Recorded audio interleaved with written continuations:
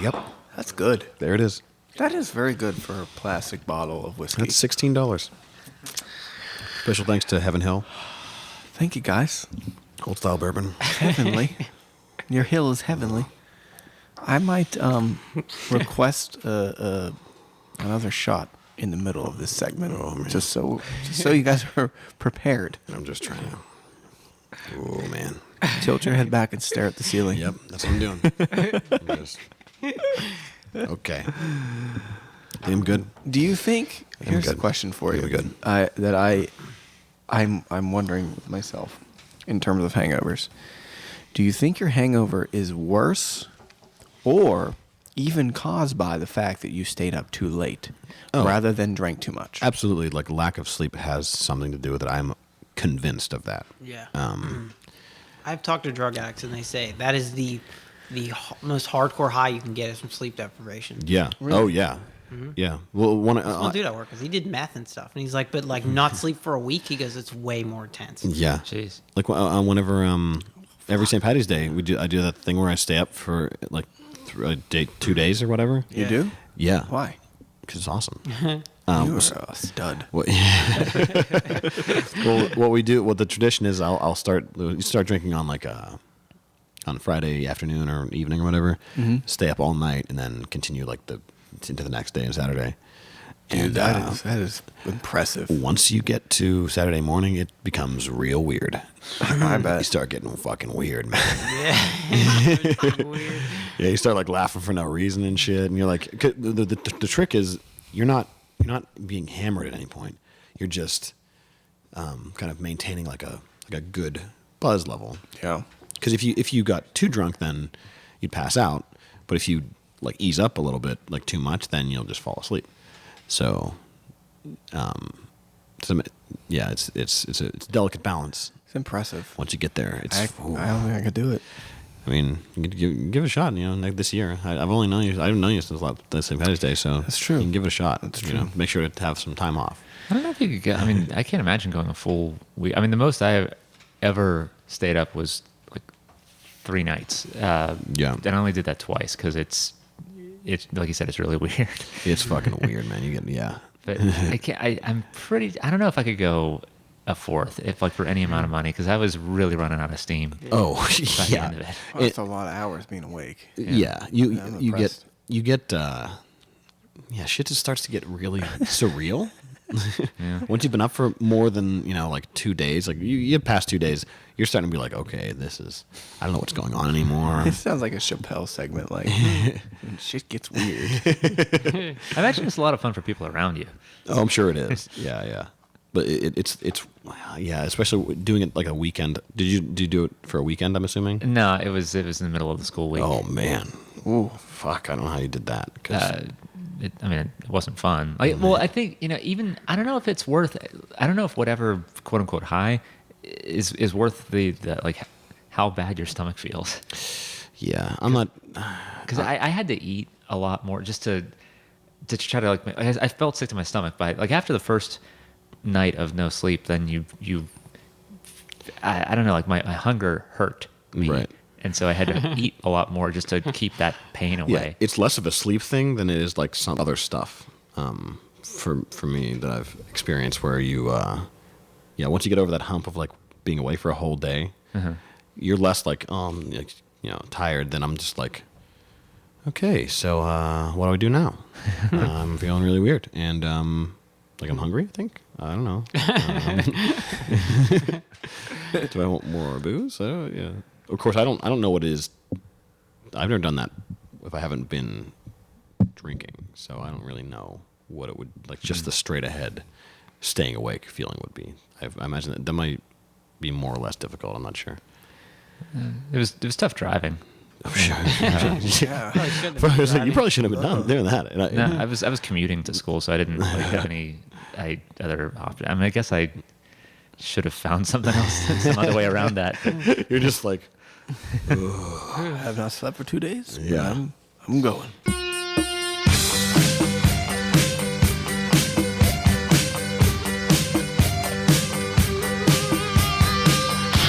I'm a clone. I'm good and I'm fine. I'm wanting more of the way.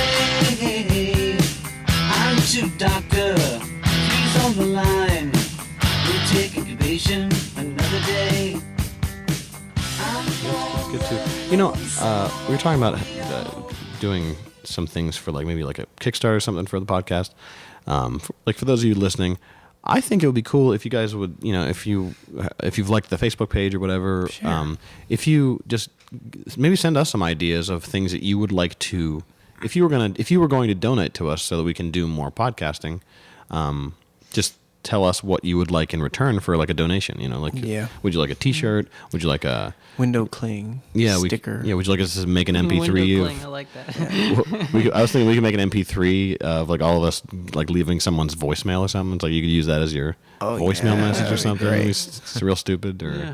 I don't know, like dumb shit that you wouldn't mind giving like $1 or $5 for. I don't know. The logo's awesome, Jerry. You did a great job with Yeah, the it looks logo. fucking awesome. Yeah, yeah, And with editing every episode, Yeah. that's true. Yeah, Our also that. editor Yeah. extraordinaire. taking out most of the cuss words. Yeah. No, I put them back in. Like, I add stuff. Like you sound so dirty on these, Greg. You have no idea. I take cuss words of Jared, but I put them in and then I make it sound like you said them. You just have a soundboard of all the Yeah. all the heavy Talk hitters. shit. Yeah. All the Shit, piss. all the times you've ever sworn, he just Yeah. reuses them. Everybody thinks you're such a badass. Wow. But but if you're listening and you'd let us know what you think would be cool shit to get if you wanted to donate some of your hard-earned dollars to us And spread the word. and spread the word. Yeah, you know what? If you're listening, Share on Facebook. share. Like when we post new Retweet. episodes, share for it. Yeah, retweet it. Please, we appreciate that. Yeah. Or tell your friends to like the page or whatever. Get the word out. Yeah, yeah. It's a party. Invite more. Exactly. Yeah. The party's we're partying pretty hard over here. we got all kinds of beer. We got all kinds of beer. Yeah. All right. So Why are we doing this podcast? This one right now. we are doing this one because I feel like we didn't talk about enough Star Wars last time we talked about Star Wars. We didn't. So I think we cover more Star Wars. Like we We left out a very pretty much two characters. One, Yeah. we talked a little bit about, and then I don't think Rey was discussed at all. You're absolutely right. And, we need to talk about her. I'm gonna say, for the people at this table right now who are podcasting, it wasn't our fault. It got to a point where it went on too long. Some people talked too long. Yeah. I mean, I probably talked too long.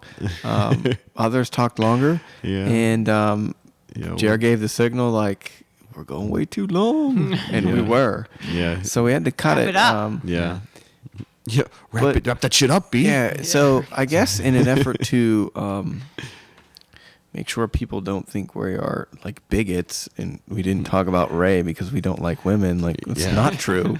Yeah. It was just like we didn't have time to get to it and things sort of spiraled a little bit. But we Yeah, want we to will. talk about Rey and Finn too. We didn't really spend much time on Finn. That's true. And So we'll get to it. We'll get to it right now. Let's do it. It's fucking let's do So it. Can I have a disclaimer? Go ahead. Previous Star Wars podcast, there was a statement made about Duel of the Fates being in a scene, and we talked like 5 minutes about this. Duel of the Fates was not in that scene. Yeah. We regret that Yes. statement. Yeah, We're it very didn't come sorry. from We us. retract that. And this is a formal retraction. That was actually a reference to Welcome to Night Vale, which is another podcast. Let's do it. But like, anytime they make a mistake, it's a joke, but That's funny. They always jokingly say like, "We regret saying that." Sorry. Yes. Yeah. So Duel of the Fates is instead from what? Not It's only Force in- Awakens. It's only in prequels. the prequels. Yeah. Okay. There was discussion that it was in the scene very faintly with Han Solo walking up to Kylo Ren. No, not there. It actually, at one point during the scene, there is no music whatsoever. Yeah. And it creates It's really ominous. Yeah, an ominous, eerie feeling, and it was very smart of the movie makers to create that like Yeah. Don't breathe It's tension. like the music is holding its breath. yeah, Yeah. So Ray. boom. Didn't like her. I don't like women characters. You. I'm done. Drop the mic. No, the one thing about all the new characters, and I think maybe we said this before, was that I really liked all the new characters, even bitchy Kylo Ren. But like, I really liked Rey. She was the right mix of kind of like badass and funny.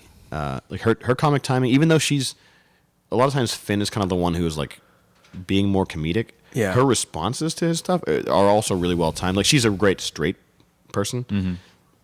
I almost said straight man because that's the term, but like Yeah. she's a great straight woman to Finn's like kind of goofy or like I don't know naive person because he's never been nothing but a stormtrooper. But she was fantastic as far as like the whole being a straight person to that, and I sometimes I think there's a lot of examples of movies where either the main character or newer characters, especially in reboots, where you're like, why the fuck is this character in here? Mm-hmm. I really don't give two shits about.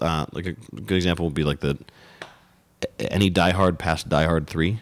Oh, yeah. You're like, oh, there's these other characters in here. Why is it not just John McClane? I don't give a fuck about anybody else, except for him. So, don't care. But like in this, like Rey is, it feels. I mean, she actually feels like the main character.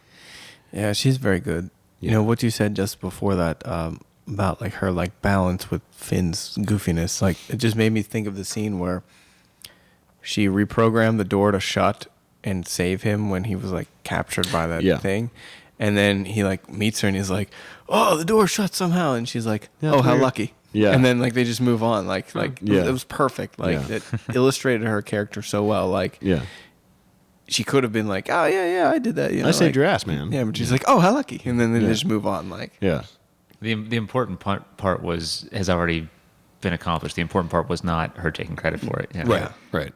Yeah. That's cool. I think she did a really great job of.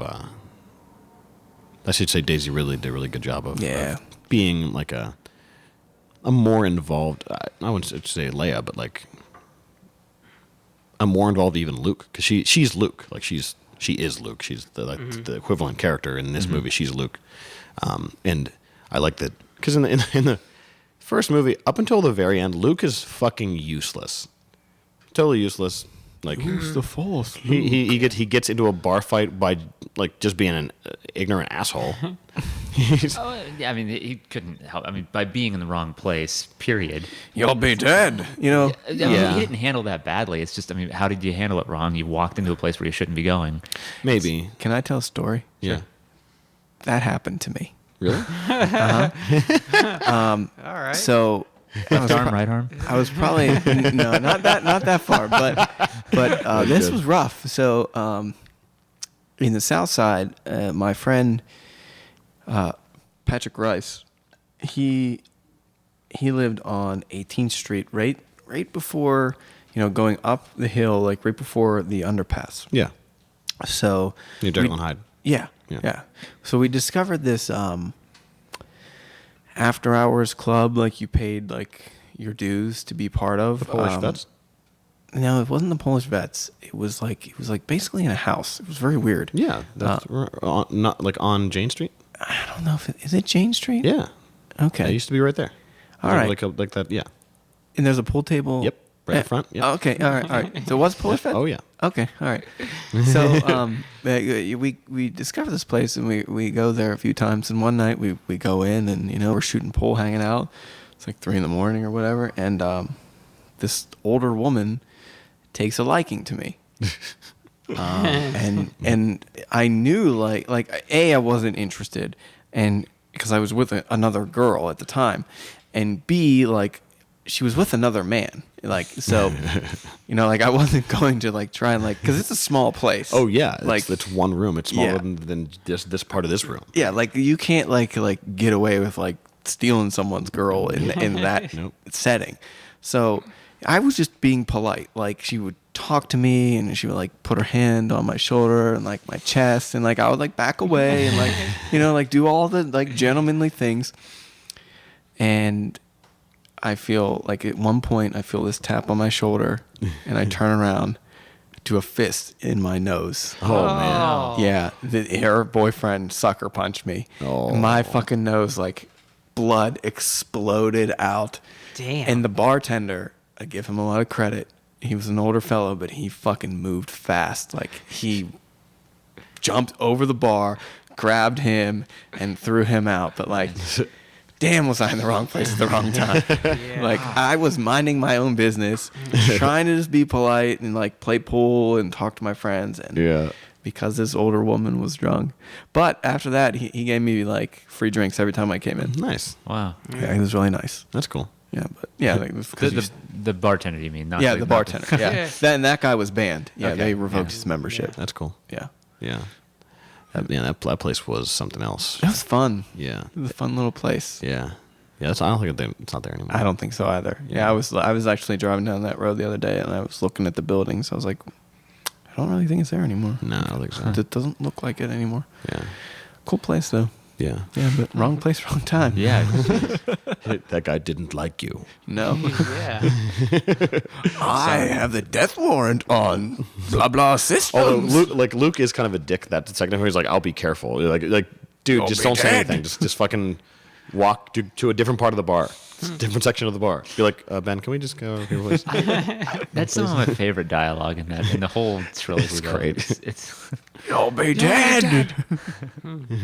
I don't like you either. Oh, God, it's so good. And Obi-Wan's like pretty smooth too. He's like, this little one isn't worth the trouble. Then let me get you something. Like, Yeah. He's like, hey man, just have a drink, dude. And like, Dr. Evasion just couldn't take a fucking hint, man. Good call on the name. What was his buddy's Ponda name? Baba. Ponda Baba. Yeah. Damn. Damn, I know so much fucking Star Wars. Yeah, you do. Wow. So What was it, Dr. Face? Dr. Evasion or Evasion, Evazan. yeah. EVA. So that character is supposed to be a doctor? Well, yeah.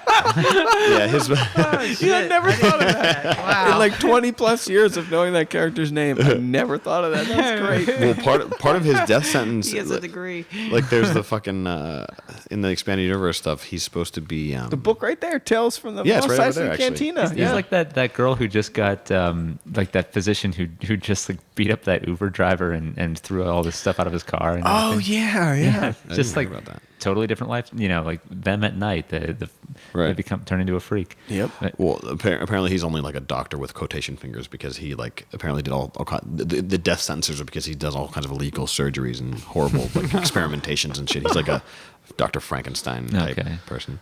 Anyway, Ray. Yeah, Ray.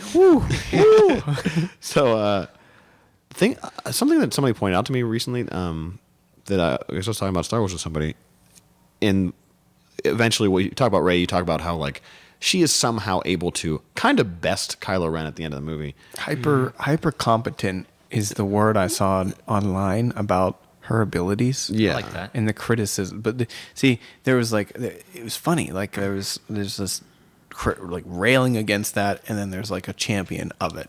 Right. I'm on the side, like I'm okay with it. I'm okay with it because of something somebody else pointed out, where it's at the beginning of the movie. They show that she's like really good at fighting to begin with. Yes. Like she whips those two dudes. Because Finn sees her. Those dudes try to take BB-8 from her, and Finn's like about to go help her, and she just like kicks their fucking asses with that stick. Yeah. And so she already kind of knows hand-to-hand combat skills with or without that stick. So like the fact that she, now she can use the Force to probably augment her already considerable combat skills. That actually does make a little bit more sense when you think about it. Yes.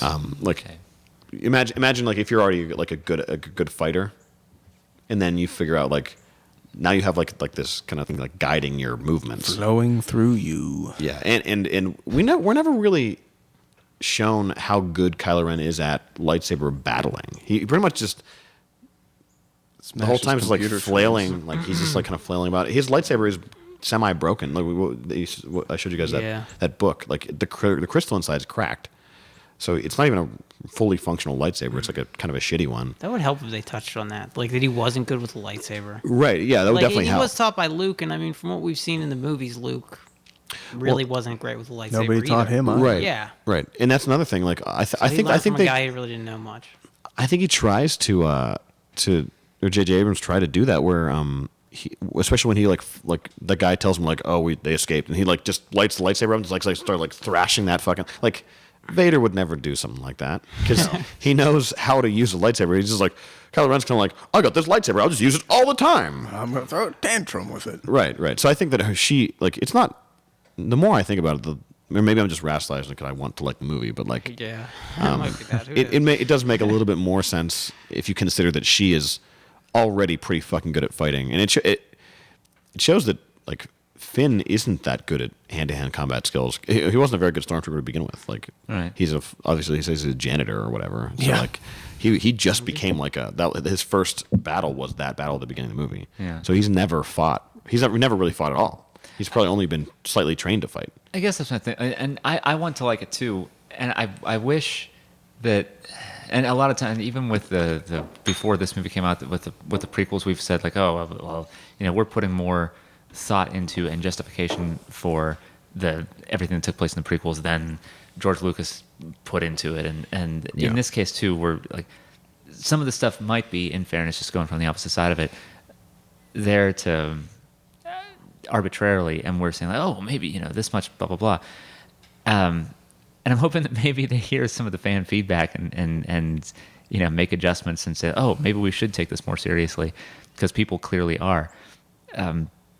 With like between the as far as the hand-to-hand combat, the lightsaber battles between Rey and Kylo Ren, I hope that they justify her aptitude for it in the future movies, so that it's not so much speculation on our part.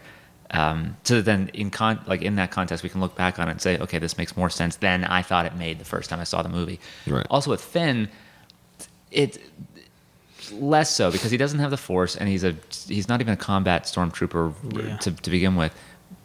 He lasted way longer than he should have, so I'm still kind of. Well, I think Kylo Ren was fucking with him the whole time. That wasn't very clear. I didn't think, and then again, I saw it a third of the number of times that you saw it. So Well, remember he was shot too. Kylo Ren was shot. He also was shot. That's true. Like he was damaged, and they made a point to remind us of that by him pounding, like he would punch himself. Yeah. That was in there, so we remembered.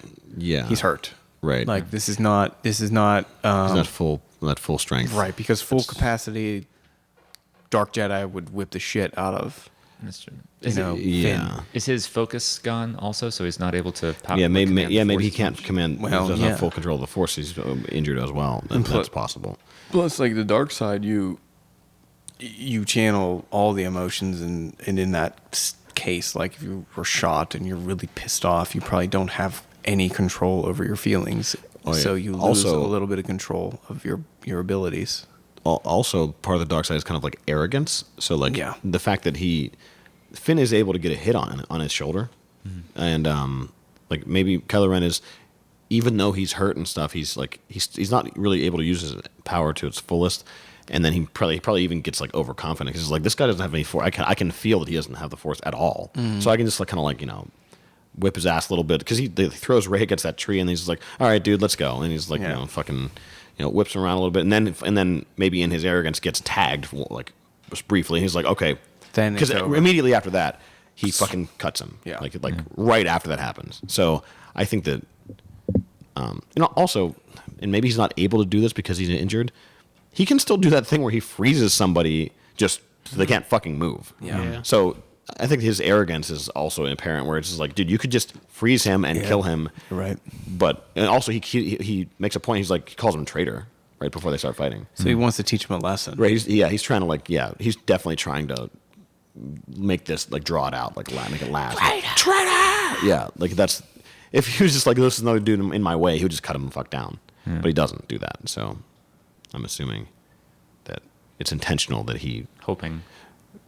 Here's another thing, like the whole like the arrogance of George Lucas, where George Lucas, I almost feel like he didn't feel the need to like think that hard about his own creation, where he's, as a much older person, like having created all this Star Wars stuff and having people built upon it, he's like, no, I created Star Wars, and whatever I say goes. So like, if something's a little bit off, that's because I say so. Like, it doesn't matter what anybody else I thinks. meant that the whole time. Yeah, but J.J. Abrams admittedly is like a really big fan of Star Wars, and also like there's all this pressure of, you got to make a good Star Wars movie. Like there's literally no other choice. So you have to do this well. So I think that he's definitely paying attention to like 100%. 100%. Yeah. He's not going to be like, well, you know, I think he's like fully invested as far as he even said that he regrets not taking the chance to direct the next one. So I think that like he has spent the time to really like he and his team went in there like, listen, guys, we have to do this correctly. We got one shot. Yeah, we got one shot, and they did make it's a good movie. Like it's an entertaining movie. It suffers from editing. It's definitely suffers from editing. It suffers from having seen Star Wars. Yeah, but what you said last, like when we talked about this before, like if there was no space battle, it would have been okay. Yeah, but it was like, okay, it's Star Wars, so there must be a battle of some sort. Yeah. So let's squeeze it in. Even though Empire really didn't have a space battle. No, but it has an even better battle. But it has a Hoth battle. The Hoth battle is better than that. Yeah, because it's in fact, I think the Hoth battle is like really well put together because you have an idea of who is who, like even more so than I don't know. Yeah. The first Death Star battle is good too because you have an idea of how many pilots there are. Yeah, you kind of like get to even like the editing is such that like you're like, okay, so Rogue Leader has like this guy and then. Or it's him and then another guy, and then you have a group of like Luke and Wedge and Biggs. And you have like some other dudes, some Y-wings. Yeah. So you have like an idea of where everyone is, kind of who is making the run on the Death Star, all this kind of stuff. It's really well composed. You kind of it's kind of like in Mad Max where you always that movie's fucking brilliant because you always know where all the characters are, even though it's this crazy ass like the whole movie is essentially like that chase scene. Yeah. But you always know exactly where everybody is. In relation to each other. I think both Star Wars and Empire Strikes Back do a really great job in their like battles. But like the Battle of the Hoth, it's like you got Luke and Dak, you got Wedge and Jansen.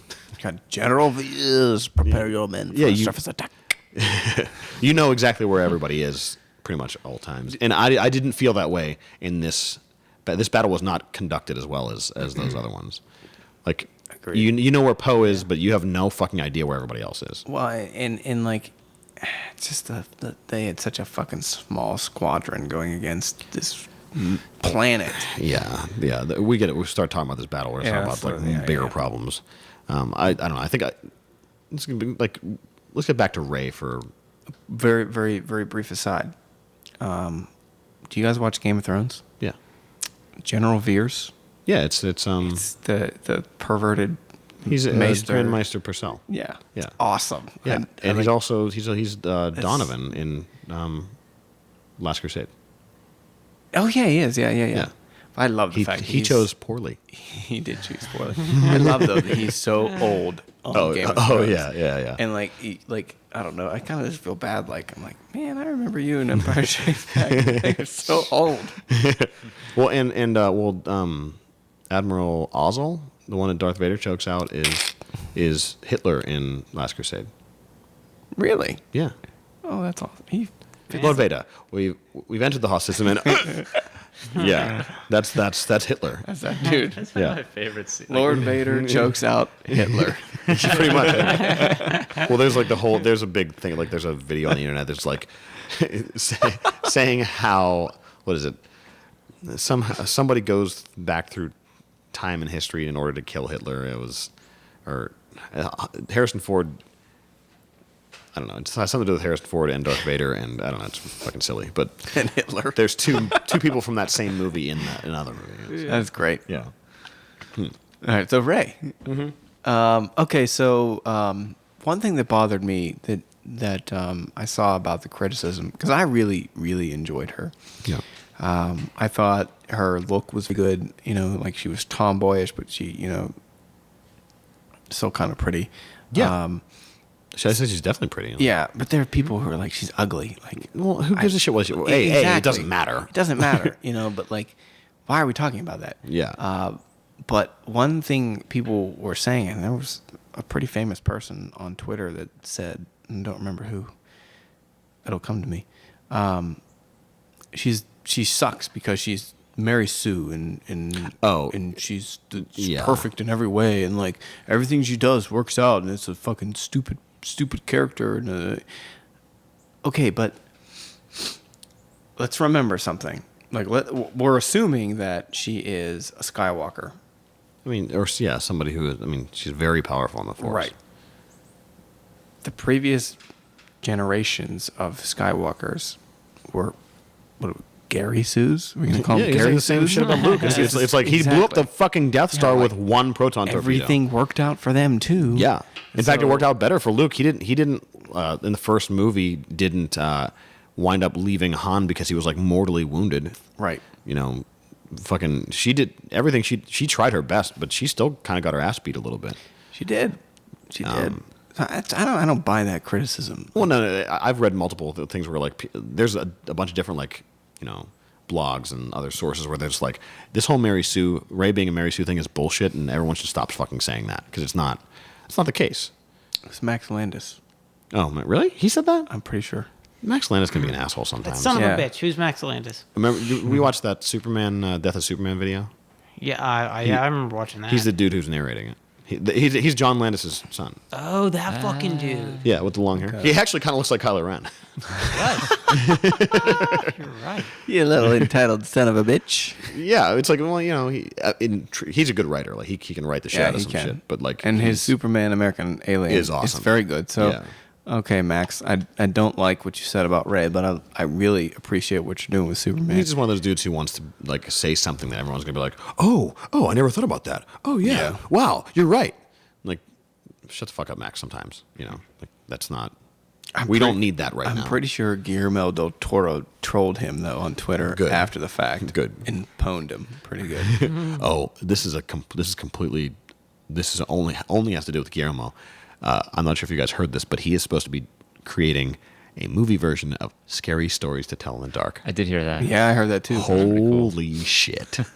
I'm will be so scary. excited. I will Oh be my terrifying. God. Oh, that would be amazing. That would be so fucking awesome. I love fucking Pan's Labyrinth. What was it? Me too. I saw that in the Christ. theater when Me it was too. out, and I had the perfect experience with seeing Pan's Labyrinth too. I went in and I was just with this friend of mine. We both like, oh, let's see what there is to do. Let's put it into the theater. Okay, this one looks kind of cool. And I've always liked Never Ending Story in the Dark Crystal, and it just looked like one of those things like that. Had no idea. I didn't even look at the rating because I saw the poster and thought sweet, and went in and Anyway, so that's. I don't want to elaborate on Pan's Labyrinth. What did he say in response to Max Landis? Do you remember? He basically said that that's garbage, and it's like overanalyzing things and taking it out of context. Let me see if I can. I saved the page because I knew we were going to be talking about it. That's one of those things where I say, like, as far as Ray, like where I said before that I hope that the continuation of the story, the second and third movie, will shed some light on what we've already seen in the first movie. And just like it did with Luke. Yeah. Yeah. Where you see that whatever her heritage is, to explain that stuff. They got a lot of shit to explain. They do have This a lot of next shit. one, There's a lot of shit. lot of shit. Yeah. And speaking of her heritage, there's a really fun list that I read. I think it was IO9, where it was it was all the possibilities of who her parents could be, and so many of the options, like if it's characters we already know, like basically whoever it is a serious asshole. Like it doesn't matter if it's Luke, if it's Han, whoever it is, like whoever her parents turn out to be, or maybe it's someone we haven't seen before, which is the best possible option for all the for characters we sure. know. Because if any of those characters we actually know left her on that planet by herself for years and literally didn't come back for her, like that makes whoever that is Yeah.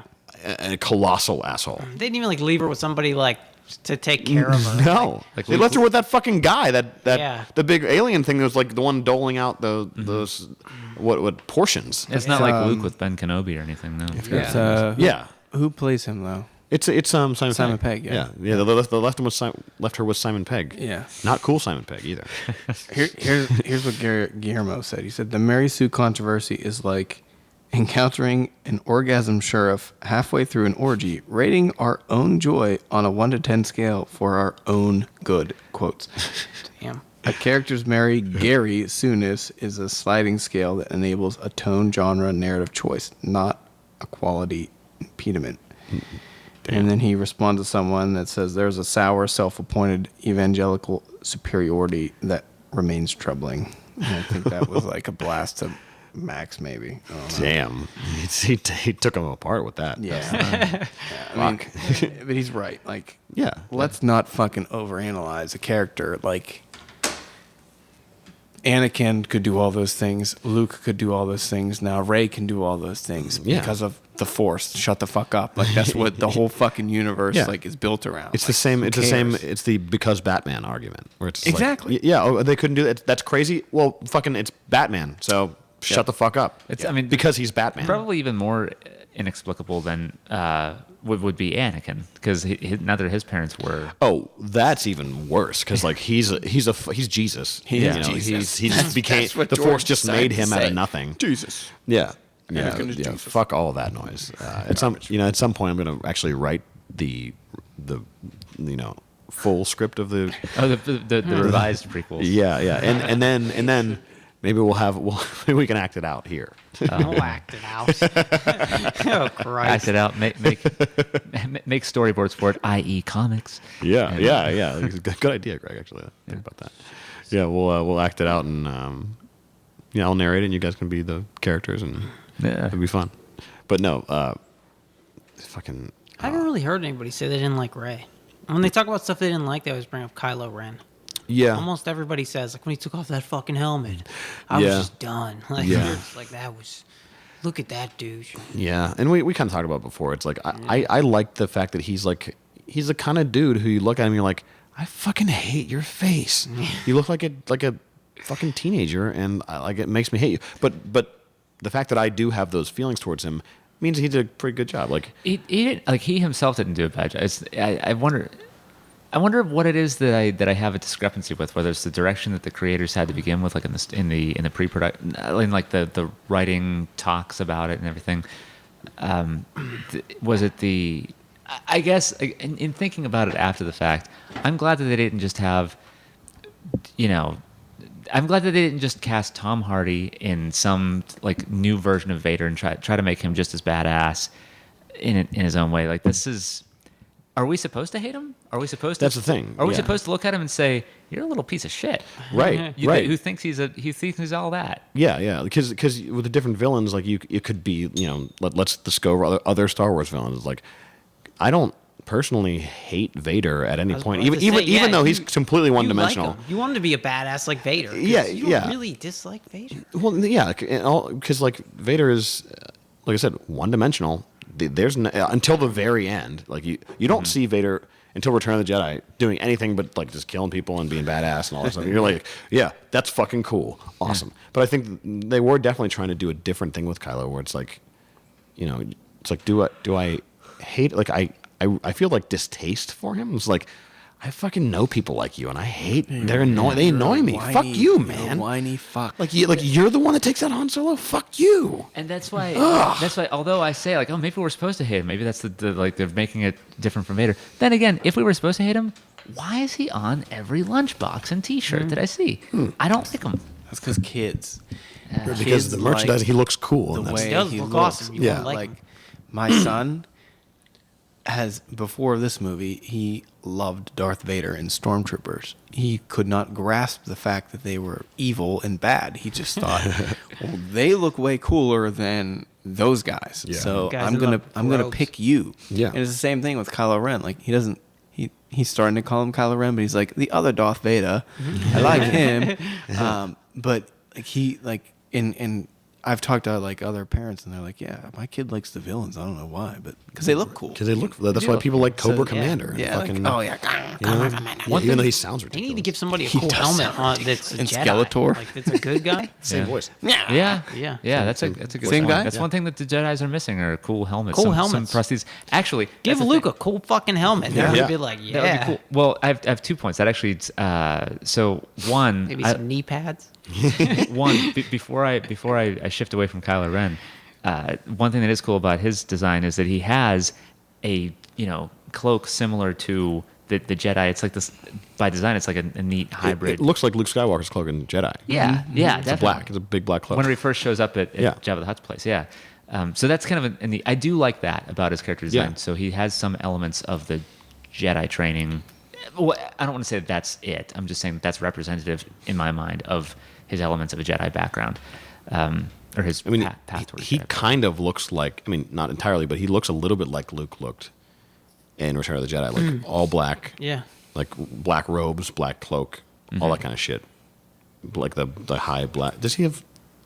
What does boots look like? Do you have They're high. They're kind of high. They're boots? not like go-go boots like Luke's wearing, but right. they're high boots. Although I remember to speak to like the good guys looking cool. I remember because the first Star Wars movie I saw was Return of the Jedi, which I wish I could go back and change that, but I can't. Yeah, you fucked Me too. that I up. saw it in the theater, but I was so young I didn't get it. It was Right, like yeah. 3 or 4. Yeah, but I remember thinking like, oh man, like once Luke like reveals, like once he walks in with the black cloak, as soon as he walks in, you're like, man, that's fucking cool. Like he looks cool as shit. And like Vader looks cool at the beginning, but like then you're like, man, who's this guy in a fucking black cloak? And Yeah. he has like those. I think those high black boots look badass. Actually, Yeah. they're like shiny and shit. Like Yeah. he's kicking people in the face with them. He's got the green lightsaber. He looks badass He in the fucking first. rolls in and- like chokes cigars. yeah, Like, yeah, fuck you. Like, yeah. He looks fucking cool as shit, and yeah, that's why I liked Luke Skywalker initially because I didn't see the first movie first, so I didn't see him being like a punk ass bitch and yeah. Well, I want to go back. Yeah, kind of Tashi Station. Place Tashi Station. Tashi Station. Yeah, pick up some- His first line in the movie. It's Yeah. the worst. It's so whiny and shitty. So whiny. Yeah, So terrible. So to be fair to Kylo Ren, we didn't really like Luke at the beginning either. No, we didn't. So You're a whiny piece of shit. on the point also of like the good guy looking cool, but then to spin off of Jared's idea of like one of the good guys having a cool helmet of some kind. I don't often have prepared statements, but I wanted to not forget to say this whenever we talked about it again because I responded to something. This is so cheesy and chintzy of me, but I responded to something online, and I put it in a way that I didn't like. I kind of hit on all the points that I wanted to cover in here. So the topic that the thread that I was responding to was something to do with Leia, well, actually specifically with Carrie Fisher, and it was something about like how it was some statement that Carrie Fisher made about like how the Hollywood machine wanted her to lose weight, so she had to lose. It wasn't about the way she looks. Yeah, it's about the way she looks. Like how they made her lose 35 pounds. Like, oh, I'm a woman and I should be proud of however I look and all this stuff. And there were all kinds of responses saying like, "You go, girl," and like, ah, God. So what I said. So if this sounds a little bit off base in this, it made more sense in that context. But I said. In contrast to all the defenses, I was psyched to see an aged Leia, as I'm psyched to see an aged Conan the Barbarian, and I loved Rambo, and will sadly never see an aged Mad Max, but was as disappointed as I was when seeing an aged John McClane, when seeing Leia, Right. Because the newer Die Hard movies suck. Right. No one's commenting on her subpar performance, though. Harrison Ford is noticeably older than her in 4, 5, and 6, but doesn't look or sound as old now, probably because he did way less drugs and didn't chain smoke. And this is coming from someone who doesn't typically defend Harrison Ford. Of course, because I just, in a lot of things, I think he's really lazy. That's fair. Even interviews, which is amazing. Especially in yeah, he doesn't give amazing a to me. fuck, man. I don't know how that Harrison is. Ford does not give a fuck. Yeah. You see him smash that Millennium Falcon model on Conan. No. Fucking hilarious. Watch it. Sorry to interrupt. No. Now I know to check that out. Yeah, check it out. And I said, of course there's pressure. Leia would have gotten old, but she wouldn't have gotten fat. If I were writing this movie and saw/heard what I had to work with, I would have written the character as a survivor of some Imperial skirmish, after which she's confined to some apparatus that partially hides her appearance and masks and legitimizes her voice. Yeah. Her voice yeah. was terrible. Yeah, You yeah. would've been It looked fucking like- Leia Vader. Well, it sounds like Leia's been chain smoking for like 30 years. And she's like talking out of the side of her mouth, like Yeah. Dude, that'd have fucking crazy though. If you would have seen like a masked character and then all of a sudden she takes off the mask and it's Leia. Yeah. Like you weren't expecting That would be really cool. Or if you gave her the Captain, who's the captain before Kirk? Captain Pike. Yeah, Captain yeah, Pike yeah. treatment where he's just like in the chair, in like the wheelchair. and he only communicates with like boop boop. He can only say yes or no. Yeah. It's just that light. Oh, God. Which is ridiculous because like it's fucking Star Trek. They have they can travel through between the stars, but they can't fix they can't give him a voice box. Right. It's fucking ridiculous. Right, because Stephen Hawking had a voice box in like Yeah, he has one right. 5. Yeah. He's had one for 20 years. Stephen Hawking has one. Captain Pike, sorry. Yeah, sorry, Pike. We don't like you. you just get to look real dumb, like Well, there's really military benefits really fall short, don't they? oh, Yeah, they really do. yeah. God damn. Things never change. War never changes. Ron, you always do such a great job. So how about Finn? Like we didn't talk a lot about Finn last time. The only thing we really said was someone said that Poe was the new Han Solo, and I said no, Finn is the new Han Solo. Yeah, Yeah, I he would is. say so. His that guy's timing is great. He's his good. comic timing is fucking great. Yes. He has so much energy. Yeah, I love it. yeah. Just I was the problem for me. One of the big problems for me halfway through the movie is like you separate Finn and Rey. Like their dynamic is amazing. It's like there's a reason why most of the time in all 3 movies, with the exception of the beginning of Return of the Jedi, that Leia and Han are together because like right. their dynamic is fucking great. Like Han's like hitting on her kind of, but also like like has no patience for her like kind of Royalness. yeah, her royalness. I am not a committee. He's making up different words to call her just to fuck with her and shit. And like That was the great. whole relationship is great.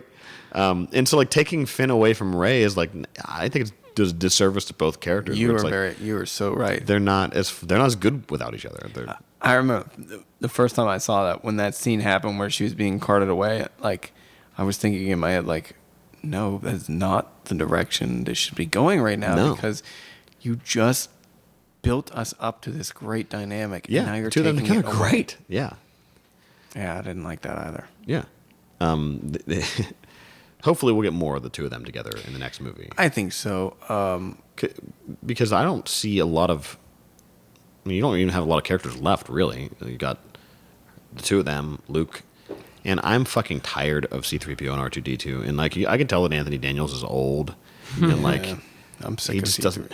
I can take R2, but C3PO. R2's fine, but like BB-8 is cool. I'm BB-8 is super cool. BB-8's fucking awesome. Like, Yeah. That BB-8's is one of the fucking, better characters in that movie. Like, Told you. maybe one of the best like Fucking snowman. droid rolling designs, man. It's so fucking charming, man. around. Hell yeah. Yeah, Jared's been saying this like ever since I've that been chick came saying out. He was that like, "Man, shit. this is the cutest motherfucker in the world. You were He's gonna so be the right. best You were character." So right. Just making R2 look like a broke down old man. Yeah, seriously, yeah. BB-8 is fucking awesome, man. When he gives a thumbs up with that lighter, it's just like, Yeah. man, Dude, this that's is the awesome. best. Yeah, nailed it. You nailed it. And in the book, the visual guide thing, it shows how it kind of works. Well, not how the mechanism works, but how like those like spots on his chassis on the ball, the lower ball. Yeah. You can like take them out, and like different attachments are in each one of those little like orange Yeah, like designs. yeah. Yeah, so you can like plug in different stuff. It's like oh my god, that makes so much more sense. And That's then so cool. And then initially you're like, why is it a fucking ball? That's that seems unnecessary.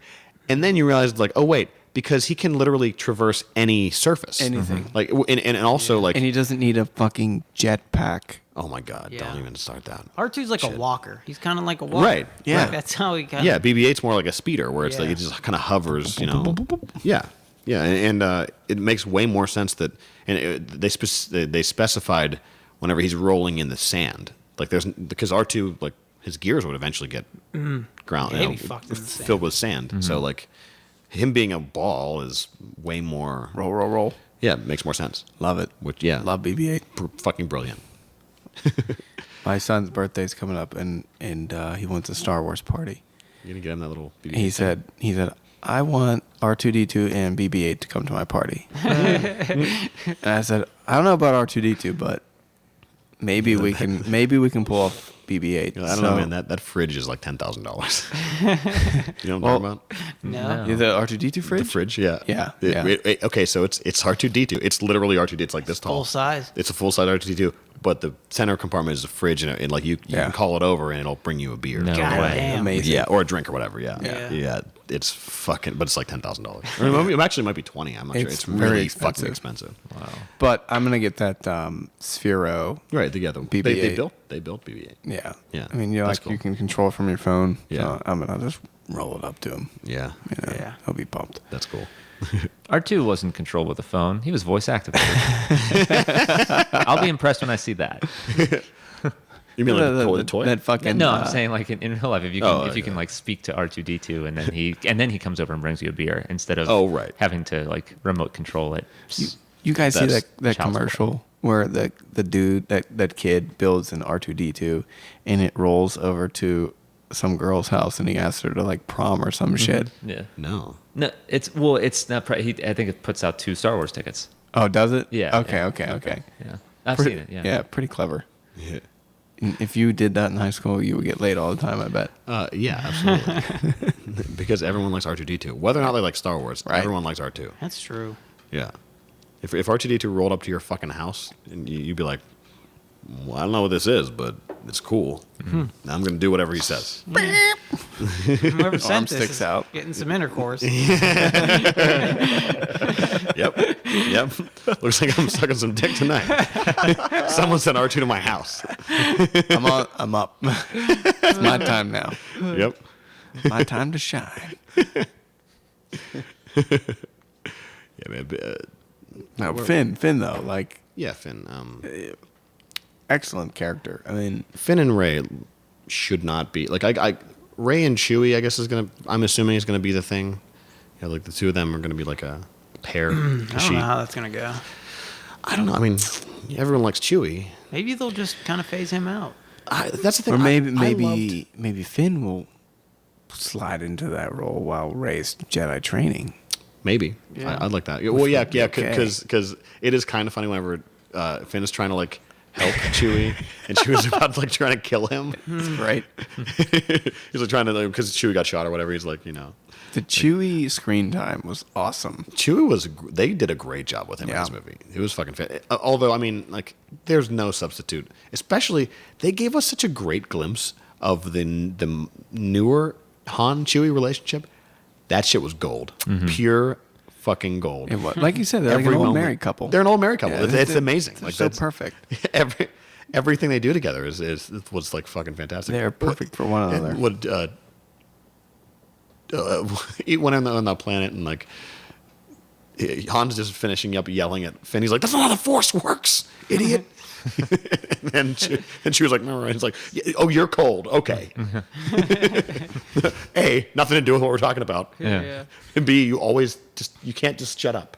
Like I'm surprised he didn't take that opportunity to call him a walking carpet blanket or something. Yeah. Because he, like, of all characters, I would assume he wouldn't be cool. Yeah. I mean, maybe that was implied. Yeah, it's just like but I that's one of the things I like feel most acutely by losing Han. Like we didn't just lose Han, Right. We lost Han and Chewie. That We did. relationship. That's then that was fucking great. At the beginning, Chewie standing next to him and like, Han's like, what? I screwed you over. What? What was the second time? Chewie's like, well, he's like, all right, fucking whatever. Yeah, sure, you're right. You're not helping. Shut up. Not that George Lucas had anything to do with this one, but he did say that he regretted. In like, there was some hour-long interview that I saw with him. It was recorded. I don't know if it was recorded after The Force Awakens was released or not, but it was during the time within the last year or so. This hour-long interview. I think it was a Charlie Rose interview, and he said that I don't know. Regret might be a strong one. He might not have said regret, but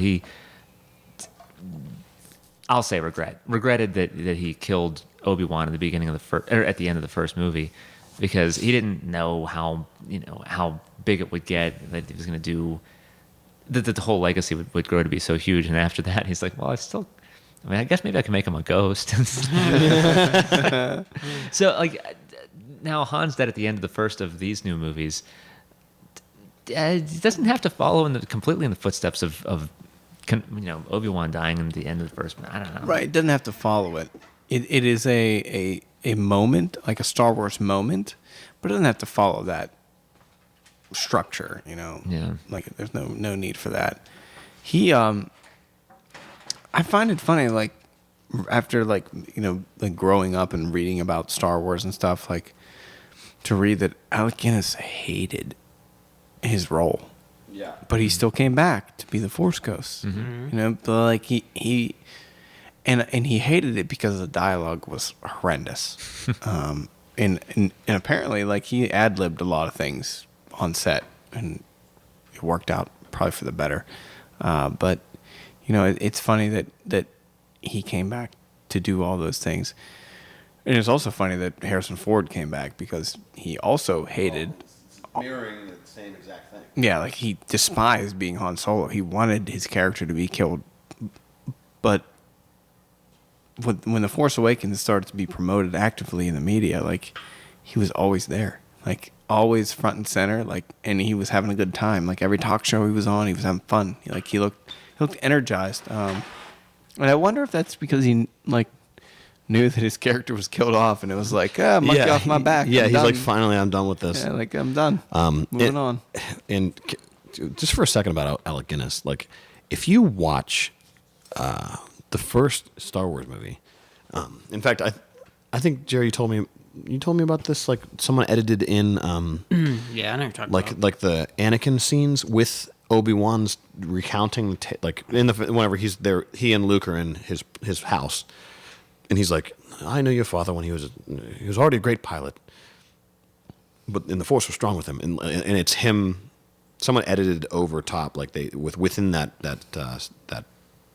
bit they edited in like the last fight between Anakin and Obi-Wan, and Alec Guinness's acting is what sells it because you can see him acting the fuck out of that scene. It brings the new scene into a completely different. You're just like, wow, Alec Guinness is a fucking genius. Yeah. It's like flashbacks and it has like real solemn music. He has that 1,000-yard stare where he's just like Yeah. looking at something. He's remembering something. He's looking away and remembering something horrible had happened, and he's just like sitting there. He's not. It's almost like he's talking to himself. Where he's telling Luke what happened, but he gets so lost in like Wrapped up in the story. You're wrapped up in the story, and then that's only like a few lines of dialogue, but he just fucking murders that scene. It's so good. You go back and watch it again, having seen, or even if you watch that the thing that's edited together, you're like, oh my god, Alec Guinness, I can't believe how good you are at acting. so it's good. fucking amazing, and that is before even it's the first fucking movie. Alec Guinness created a character in his own mind that George Lucas probably hadn't even thought of yet. Right. Like he's like, oh, here's a stupid fucking dialogue for this space movie I'm in. Okay, I'm just gonna act the shit out of this, and Exactly. and like Let's that's try and sell it. yeah. George Lucas did not. I mean, No. did not tell him to be like, okay, Alec, if you could just like act like you're remembering something that's really far in the past, but something that's like really kind of a horrible memory for you, but you're trying to put it in. He didn't describe that to Luke. Like I would be willing to bet that Alec Guinness, he's like, okay, so I don't know. No one knew that Vader was Luke's father yet. Right. So he was just recounting like a moment of extreme distress in his life, but trying to present it to Luke in a way that like isn't horrifying. That was all Alec Guinness, not George Lucas. Yeah, George Alec Lucas Guinness was fucking embarrassed of Darth Vader at the end of A New Hope, and he wanted his character to be killed. And the proof is in the screen time. If you look at the screen time of Vader in A New Hope, it is under 10 minutes. Yeah, it's low. He was embarrassed by Vader. Yeah. What? He was embarrassed. Before He you thought hear he James was- Earl Jones's voice in there, it looks and sounds very sounds silly. horrible. It is Horrendous. ridiculous. Yeah. But he was embarrassed, and he said in some sort of interview, like, I wanted to kill him off because I thought he was a joke of a villain. Yeah, and they did the But same here- shit to another great villain in the fucking prequels. He's like, oh, here's Darth Maul. This is one of the coolest things you've ever seen in your life. Darth Maul was And he's awesome. Yeah. It's like the guy in Maul South Park. was so good. Yeah, and it's gone.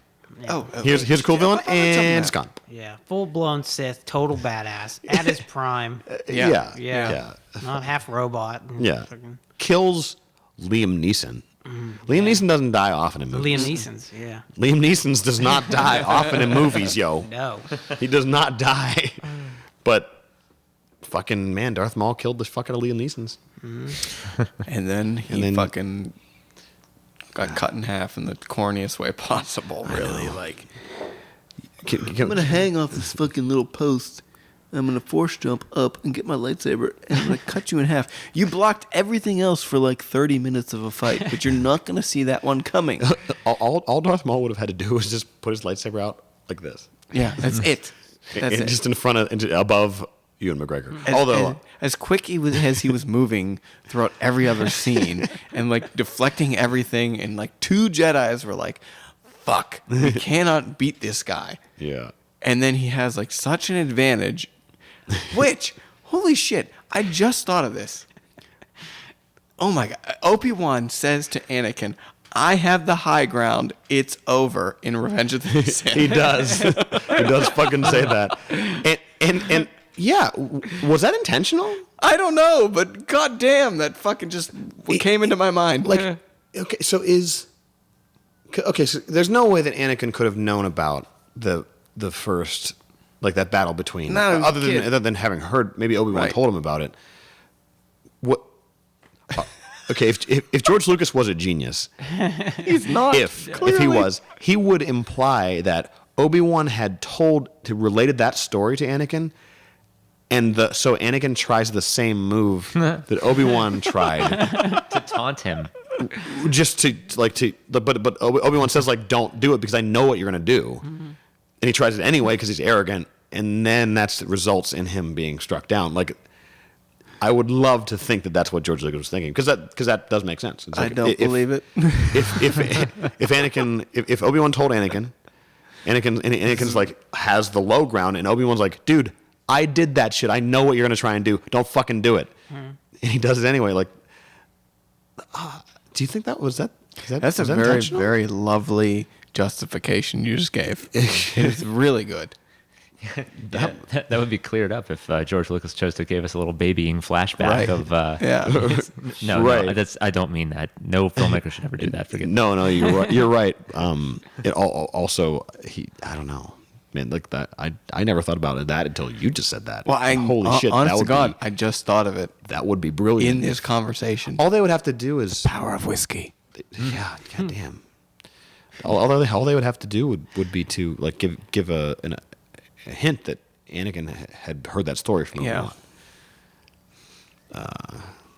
Man, that's something else. Wait, so this is yet another idea that's going to go into the revised prequels. Mm-hmm. I mean, because there was one other thing that I was going to reference, but I hesitated though because it might end up in this new screenplay. There's the thing like there can only be 2. I think that we talked about this, but I don't remember. The rule of 2. The rule of 2 between like yeah, Maul and Vader, you know. Right. I can't remember if we talked about it on the podcast or not. I don't know. I don't think so. You can say it if you want. But. No, Count Dooku. Wait. I don't know. Now we'll keep it for. Hang on to that. Okay. You'll hang on to that one. Because that's a really good idea. Yeah. That's a really good idea. Yeah. Keep it secret. Okay. Keep it safe. Is it secret? Is it safe? Damn, man, you could have knocked on the door. Shit. You scared the fuck out of me, Gandalf. Holy shit. Why would you do that? You made me choke on my tea. I went out for a walk and you come back and you're in my house, motherfucker? Goddamn. You know, this crazy look on your face. You know I got a gun in here. He did look crazy. Secret. Is it safe? What part of Star Wars are we talking about again? We're talking about this Finn. How did we get here? So this is nothing to do with the new movie, but you sent me that fucking link the other day. Oh my God, Grand Admiral Thrawn! Holy shit! Whoa! Are you guys familiar with Thrawn? Did we talk about this before? Thrawn? I don't believe so. All right, so he's the best Star Wars villain there ever has been. So very quick foundation. In the mid-90s, the first expanded universe book. The first expanded universe book was written by Timothy Zahn and Timothy Zahn. Yeah, I'm sorry. I was thinking Saga. I was looking at Saga. It's on the table. My bad. But yeah, like I won that auction, by the way. oh, good job, No, not good job. Anyway, good job. I mean, that was Well, put it in consignment in the store. okay. Well, that one excited. Anyway, Put whatever. Yeah, we'll talk. Yeah. But yeah, Timothy Zahn, he wrote a trilogy of books, and they were very, very well done. Like to the point where people were like championing for that to be the next set of movies. Yeah. But instead, out of it, probably I don't know what to say, hundreds of books yeah. came. Yeah. But he created a character named Grand Admiral Thrawn, and he is an alien. I don't remember the race. Do you remember? But Chiss? they only revealed that later. Okay. He's like an unknown race initially. An Outer Rim race. Yeah, unknown regions. And oh yeah, beyond the Outer Rim. Right. So his rise to Grand Admiral position was very rare because he was an alien, and the Emperor hated. was Adolf Hitler basically, and he only liked He only likes certain white people. male humans. Yeah. Is what his like the Emperor's thing is. That he doesn't like. That's why every time you see a Star Destroyer or the crew, it's always white male humans. Yes. You don't see any aliens in the entire Empire. Right. And they're all British. exactly. They all are British. But Grand Admiral Thrawn was like this amazing tactician, and he would win every battle he was in. And his character was a fan favorite. Yeah. You know, he like- rises to the highest possible rank in the Imperial Navy. Yes. Because just merit based. Like because he is just so fucking good that the Emperor is like, well, all right, you're that good. I mean, yeah. In fact, like the Emperor had to, I guess, because there's a council of like 12 Grand Admirals or something. There's only so many spots, and so like whenever was he the 13th one? I don't remember. He's like I don't know. Anyway, he's like almost like a secret Grand Admiral. And he operates like in the Right, in the kind of outer reaches. Yeah. And so the story is that once the Emperor died and Darth Vader died, he takes control. Well, the highest commanding officer in the Imperial Navy during the Battle of Endor finally says like, guys, we got to get the fuck out of here. Like they just blew up the Death Star. The Emperor's dead. We got to go now, or else we're all gonna die. And so like this guy, Paleon, is that how you say it? I don't know. I don't know. Paleon. I always said Paleon in my head, but Well, I always doesn't made shit matter. up because I was a kid when I read it. Yeah, yeah. And And no I made one shit is- up, yeah. and it stuck with me. So this Admiral Paleon retreats. He was a captain at the time. Right, he was a captain at the time. Yeah, he retreats the Imperial Navy back and into the unknown regions. He has the brunt, like the mass, the biggest force of Imperial Navy, and upon hearing about the defeat of the Empire at the Grand Admiral Thrawn comes out of the unknown regions, Rolls out like and takes over my the turn. remainder of the Imperial fleet. And through a series of fucking brilliant maneuvers, almost defeats the New Republic. Those books are fucking tactical. He takes them apart. They're like Tom piece by Clancy piece. books. Yeah. When it gets into like the fucking battles and shit. Yeah. It gets really complicated, and his plan is fucking brilliant. And it relies on all the best parts of Star Wars. Yeah, it does. He somehow manages to use the Force against without being a Force user. He uses the Force against the Republic in a negative way, which is he essentially takes the Force. It's crazy. You got to read these fucking books. But anyway, so this character. But then when Disney acquired the rights to Star Wars, They said no more they expanded said universe. all that stuff that Doesn't we just count. talked about doesn't count. Yeah. It means nothing. So the expanded universe was wiped clean.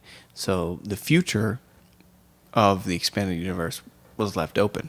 Yeah. But recently there is a rumor that the television show Star Wars Rebels is going to bring in the character of Grand Admiral Thrawn. Right.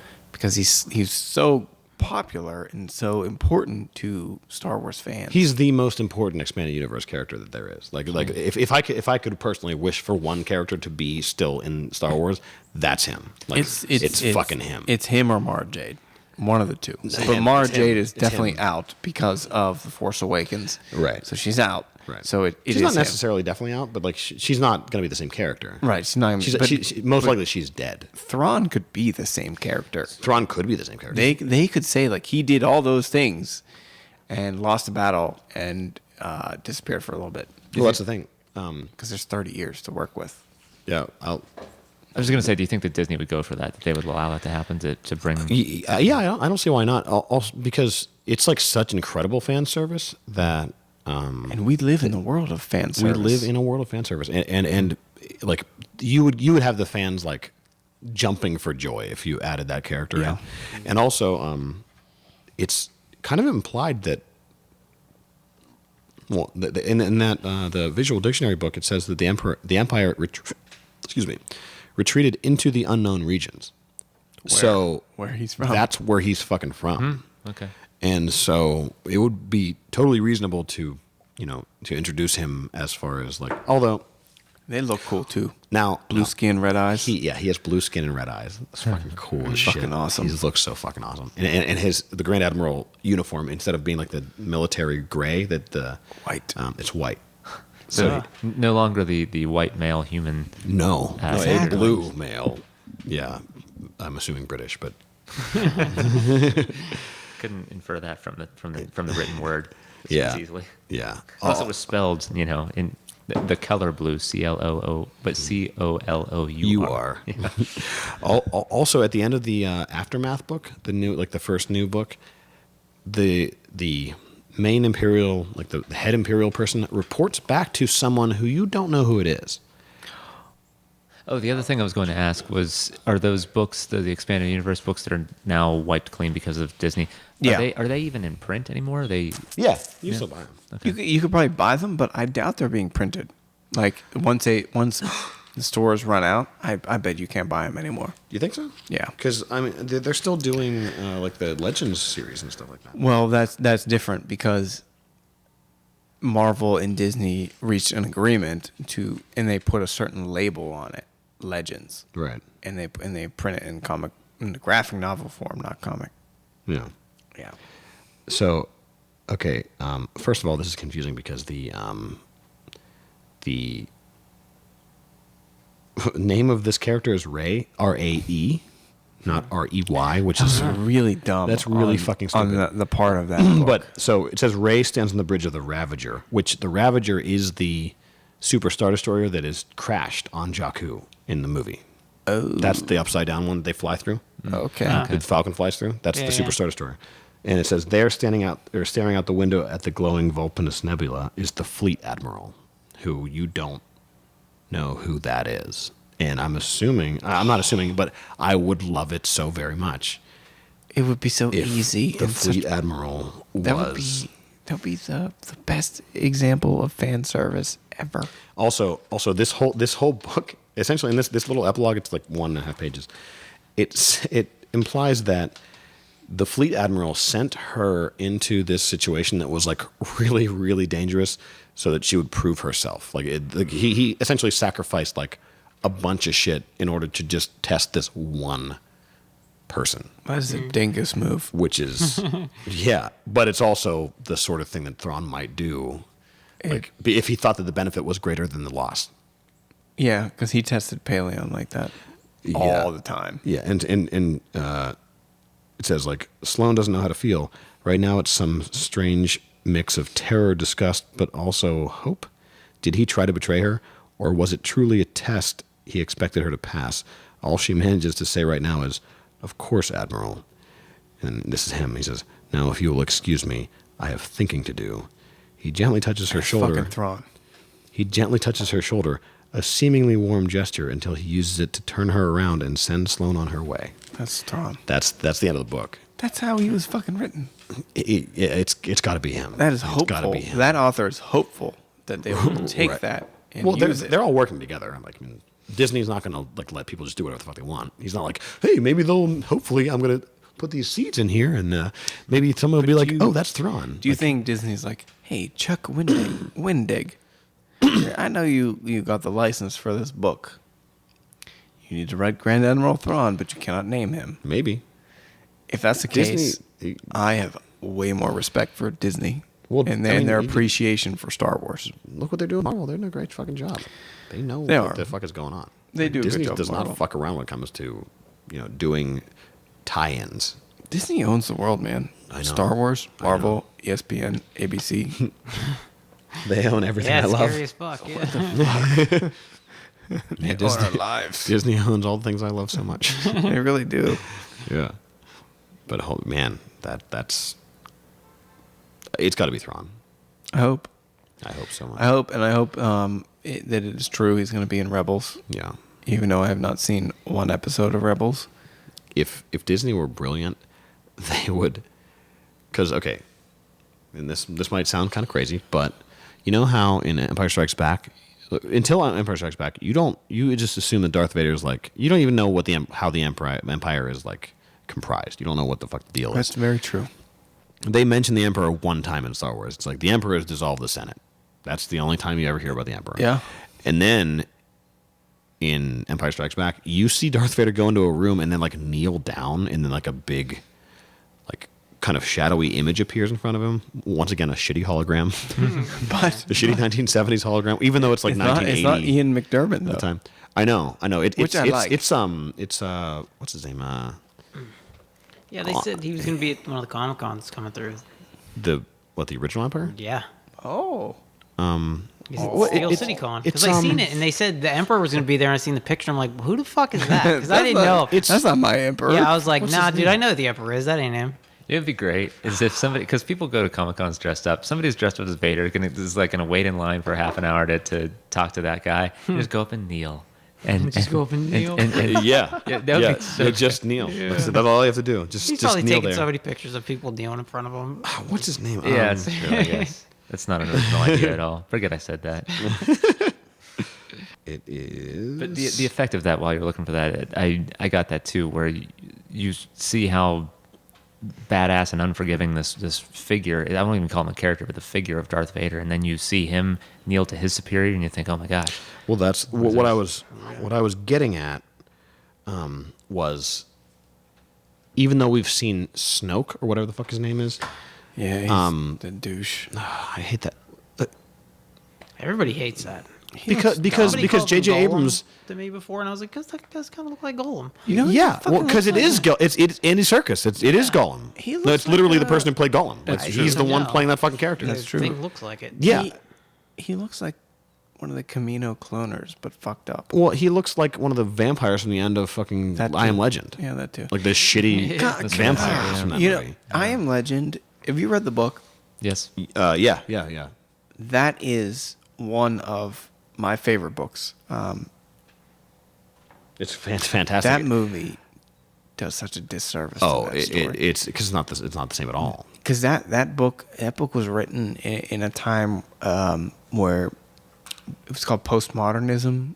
Yeah. Like it like this post A-bomb, basically. Mm-hmm. You know, like the world had changed significantly. Yeah. So that book was written. It's so fucking groundbreaking. It's the Fallout Like, era. so many genres and stories owe so much to that book. Yeah. And they fucked up that movie so bad. So bad. I don't care I thought Will Smith was okay in the movie, but the fact that the vampires look that stupid. Even the alternate ending has nothing to do with the book at all. I 'Cause hated the fucking ending of that movie. Good Have you, Lord. have you read the fucking stupid. book? No, you All right. told me what the plot of the book was, and I was like, I the think last I would have line enjoyed that of way the more. book Fucking cool. is Yeah. one of the most epic lines I've ever read.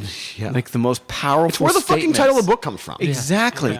And like when you put it all Yeah, yeah. together, like that fucking realization, like Yeah. you read it and you're like, oh my God. Holy shit, he was the one terrorizing them the Yeah. whole fucking time. Wow. Like, it's if just- he would have just kept to himself, everything would be cool. Just live in different spectra. Like when the sun's facing your half of the planet, Yep. you're okay. Just- when it's yeah. facing the other way, just keep it yourself. Yeah, just It could've fucking been leave that. it alone. Like, Yeah. just stay in your fucking house. Yeah. Yeah. No, it was weird. It was startling because that's a whole civilization that he didn't even know existed. No, Yeah. he had no clue. And, no clue. No, I love that book, and I have seen and own all three movies that were based on it, and none of them really quite get I never it. saw Mega No. Man. Omega Man's like, out of the three, Omega Man's probably my favorite one to watch. The only thing, like, each one of those three movies are totally flawed. Not totally, but each one of those movies are flawed. First one, I think they did as best as they could. They kind of like, each movie has its own focus and elements of which are in the book. Where like in the first movie was The Last Man on Earth, Vincent Price, where it's like they really focus more on him as like the family man, who, like he lost his family and his grief in that, and that's cool. And they can't really do much with the action in 1950, whatever that was. Right. And then we've seen I Am Legend, and I'm not the biggest Will Smith fan, but I can't complain too much about his performance in that one. I guess he did as well as he could have. Yeah, I would actually defend Will Smith. His performance is good. He was good. He is very good, He was especially pretty good. like because I mean, essentially he's alone in that movie, like to completely until the girl comes along. Like that, he's the only person in the fucking movie. Yeah, no, I mean for him, yeah, I mean his like I guess I didn't clarify it as well. His performance, I think, was fine. I wouldn't have cast him in it just because I personally have a hard time picturing him as the last man on Earth. That's fair. That's just me. But yeah, no, I mean it was like his. I think the most effective scene in that movie was the dog scene for sure, and that was Oh my that was God, heartbreaking. that was terrible. I mean, if there's one reason why I still have that movie on my shelf, it might be that. Right. That was a rough scene. But yeah, the monsters. terrible. The monsters sucked. I guess that was the main thing that I disliked about it was they totally missed it on that one. They didn't They're not have to, vampires. They're not vampires. They like. How do you become this superhuman thing from being infected by whatever? You don't. Yeah. You don't run faster, jump higher, and scream louder than anything. Zombies, kind of. Like, it's like Right. they're not. But they move so fast and stupid in the movie. Like, Yeah. I think that movie suffered from it. From 28 Days Later having come out near that, because they were like, oh, fast zombies are scary, Which were played by actors in that movie. which were played by actors, which is what make that movie scary as fuck. Yeah. When you see that shit, when you see one of those things running, you're like, oh my god, you're in your seat like, oh fuck. It's awesome. You watch an actor running after another actor. Yeah. but in I Am Legend, you didn't have that feeling. No, because it's all not there. CGI bullshit. It's like, oh, they look like orcs from in the book. far away. The flaw, by the way, just because I do want to hear that, but the flaw of Omega Man, whenever you see it, I love the movie because I like Charlton Heston a lot, and it takes place in the 70s. That one they focus more on the combat, like his militaristic stronghold that he has. He has tons of machine guns. Just drives like sweet cars. The movie opens with him going to a movie theater and watching the movie Woodstock by himself in the theater, and just then like gunning somebody down on his way home. It's so cool. Wow, that's very extreme. The thing that sucks about it is that they're not vampires or zombies or anything in that movie. Instead, it's like some virus that people are infected with that turn them into these. Like, well, first of all, you watch like a behind the scenes documentary. One of the featurettes on the movie, it was an interview with the two producers for the movie, and they said, when they made it, they said like, well, we're supposed to be vampires. We felt at the time that vampires were very dated, so we wanted to make them not vampires. So what did they make them? These like albino afro glitter cloak wearing cult that in the 1970s, because they wanted to avoid anything that was dated. So they gave him afros and glitter. Holy Christ. Yeah. What's the most stylish thing we have right now? Glitter and afros. Other than that, it would have been perfect. Because that'll never go away, yeah. Anyway, so Maybe put him on roller skates, too. The one thing the Will Smith version, like, totally whiffed on, like, in the book, there was this dynamic relationship that he had with his neighbor. With his neighbor is the other character in the book. Like he was a legitimate main character for the first two acts of the book. I feel like, and the neighbor is kind of like also responsible for his actions, because his neighbor is outside his house every day, being like, "Get the fuck out of here, Robert! Yeah, get out of here! Just come join us! Get out of here!" So that's as a result, fucking what's his last name? Because of an L, I think. Is it? It's not. I don't remember. I almost said Langdon, but that's Dan Brown. But that was such an awesome point of the book, like, and really it made like the main character struggle even that much more insane. Don't the other vampires or zombies or whatever kill his neighbor at the end? They're the ones who kill him because they storm his house. Dude, they kill everyone who's outside because they're different. Like they've learned to live in the sun. Right. You're right. They do. They're the ones who kill everybody outside. So like even like that relationship between the relationship that causes him to go out and like try to exterminate all these like weird vampire things. He's not the one that resolves it. The other vampires come in and kill all the people, and they're like, we want you because you're the fucking problem. You're the issue. Yeah, You're the legend. Man, this fucking you need to read this book. It's not even it's a short story. It's like 150 pages. Oh, I could do that. I remember when I was in college, my professor, she created this like project. She was like, okay, so we just made it to postmodernism. So I'm going to put you in groups, and you need to find a book, a postmodern book, and you need to sell it to me. And I was in the group, and I said, I Am Legend. And everyone was like, what? What are you talking about? And I explained it, and they're like, no, that's dumb. I said, you're dumb. No, you don't get it. Like, it pretty much sums up everything about postmodernism that we want to talk about. Yeah. Like, we need to do this. And this was before, like, The Walking Dead was a TV show or anything. And they fought me on it. And I had this one guy in the group. He was like, yeah, I'm in. And I won the argument. And then I went to the professor because you had to get it approved. And she goes, no. Really? And I said, The professor said that? she said, no. And I said, no.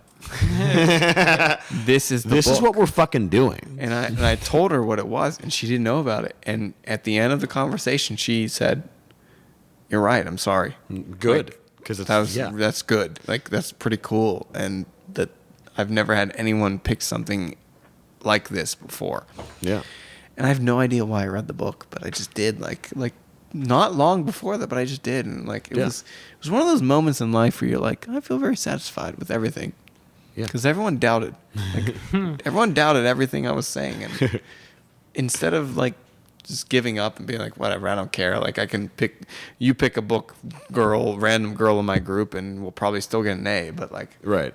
for some weird reason, I like put my foot in the ground and I was like, no, Like, this is the we're book. doing this fucking right now. We're doing this.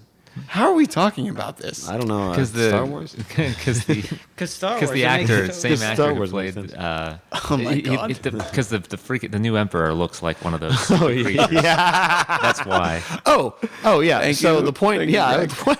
I think the point I was trying to make was that because you don't see the Emperor until the second movie, maybe Snoke is. I mean, his name sounds like smoke. Maybe he's a smoke screen. Maybe he's small as fuck. That's what I was Well, thinking. a lot of people Maybe- said that. Maybe a lot of people Yeah. see that maybe he's small as fuck. But also, I hope that he's not real, and that's why he looks so fake. I hope that he's like the fucking Wizard of Oz, where the person controlling him is, which would kind of explain why Kylo Ren's training is shitty. Like his training is shitty. He's always done it through like a hologram. It's incomplete. Yeah. He's never actually been in the room with him. Right, yeah, he's never been in the room with him before. Like, I would love for it to be that the fact that he's not real, and Thrawn is the one that is actually behind everything. Because this book suggests that he just looks so shitty in this movie. Like, I don't believe that J.J. Abrams would be so fucking callous as to create a character that's entirely CG after he says himself, like, this is not what I'm going to do. Everything's going to in this movie is going to be real. He fucking said that multiple times, where everything's in this movie is going to be real. So the only reason I can think of that character not being real is the fact that it's not real. Snoke is such a stupid fucking name too. It is. I would find that deeply satisfying. That would be so awesome if it was not him. Because the like all the CG in the Matrix, I think I said this before. I think it's cool because it's supposed to be not real. It's inside the Matrix. If this character doesn't exist, because in the same way that is it Orlando Jones, I think, is the actor that's in the Time Machine remake, where he's like the librarian and Right. place that. I mean, not that he was CG. He's a real actor, obviously, but yeah, where it's a figure that you later find is not. Yeah, Right. that's awesome. Right, and also the fact that they weren't scared to introduce a new like big bad in this movie. I would love to, for like just this would be fan service, but it would be the ultimate example of fan service if you if you're watching the movie and Snoke is like this kind of 3D image or whatever, and then Kylo Ren approaches him, and this image dissolves, and you just see like glowing red eyes. Oh my god! And that's him. We would and you go fucking see bonkers. everyone who knows Star Wars and everyone who knows Thrawn would just go out of their fucking minds. They would lose all of. I might literally shit my pants. Like it would be the best fucking You just stand right up in the moment. theater, point right at the screen, just Holy fucking shit! Yeah, like I might have an aneurysm and die. Pause it. You just scream. If he's gonna be on Rebels, it could lead to something. That's like the that. thing. Like if he's gonna be on if he's gonna be on Rebels, like I don't know. Now I'm getting myself too excited about this because Yeah. I'm pretty sure that's not what's gonna happen. See, I want to see that movie. I don't want to see whatever's coming. Exactly. Like I think we've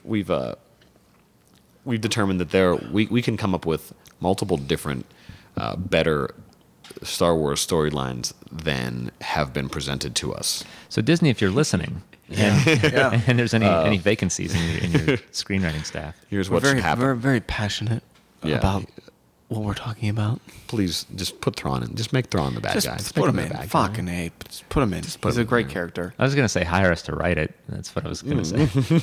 That would really improve all our situations. It would be nice to it would be nice to be millionaires. But even if we're not millionaires, I would prefer, even if I'm not a millionaire, I'd prefer my name to be on like the whole like these are the people who saved Star Wars. Yeah. So 30 years from now, people are watching Star Wars and like their kids are like, I really like the guy with the red eyes. And like I fucking did that shit. Yeah, it was me. I could die happy. I'll die poor. I don't give a shit. I made Thrawn come true. I would say there's a strong chance at this point, like because we live in the fan service era. There's a chance that Yeah. he could be in the movies eventually. Yeah. I would love that. It would be the best. I mean, It's crazy that these why movies would you- even happened. I know. To be Right. honest with you. You're very right. Yeah. And I like it because I mean I'm now not as ashamed to be a Star Wars fan. Like until the movie came out, until like it was generally considered good. For years after loving Star Wars so much, I was just like, fucking George Lucas, you ruined one of my favorite things. He ruined You ruined the it. You prequels. ruined it. I did not like it after that. I didn't. No. It's the fucking last like taste Star that lingers in your mouth. Yeah. I hadn't is, it watched is. Star Wars since those like newer movie, like the third movie came out. I hadn't watched the original Star Wars in I don't even know how many years. Yeah. I hadn't watched that shit. I was like, man, George Lucas, fuck you. This is just reminding me of all this shitty. And I watched them again. I'm like, man, these are so fucking They good. suck. I remember why I like this. They suck. Yeah, the new and then you watch the old ones though, and you're like, man, there's something special where's about the this. Disconnect? Where is it? Exactly. Because there's a strong disconnect. There's a very strong disconnect. Fuck. But in support of the new movie, I feel the force again. Yeah, absolutely. Yeah. absolutely. Like it just Force fucking awakened my It's like fucking you went to balls. the dentist and he cleaned your mouth. Yeah, and you're like, oh yeah. I feel great. Honestly, it kind of Feel feels fresh. like whenever I was able to sit up from the table getting LASIK. You got LASIK? Yeah. Oh, nice. Like I sat up and my vision was still blurry, but I'm like, wow, I can tell that like tomorrow or the next day I'm gonna wake up and I'm not gonna need glasses anymore. Like I can fucking see. That'd be awesome. An awesome feeling. Yeah, like the prequels were just my glasses, like and by the end, the they new became movies Coke is bottle like glasses. I don't quite see what's gonna happen from here, but like I can see that it's gonna be okay. Like everything's gonna be fine. I'm gonna be able to wake up the next day and feel good about it.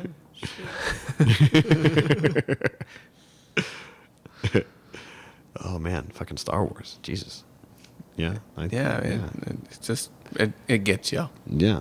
And It's just like LASIK. yeah, just like Star Wars, just like LASIK. Your doctor was Disney. Thanks, Disney. I can see you again.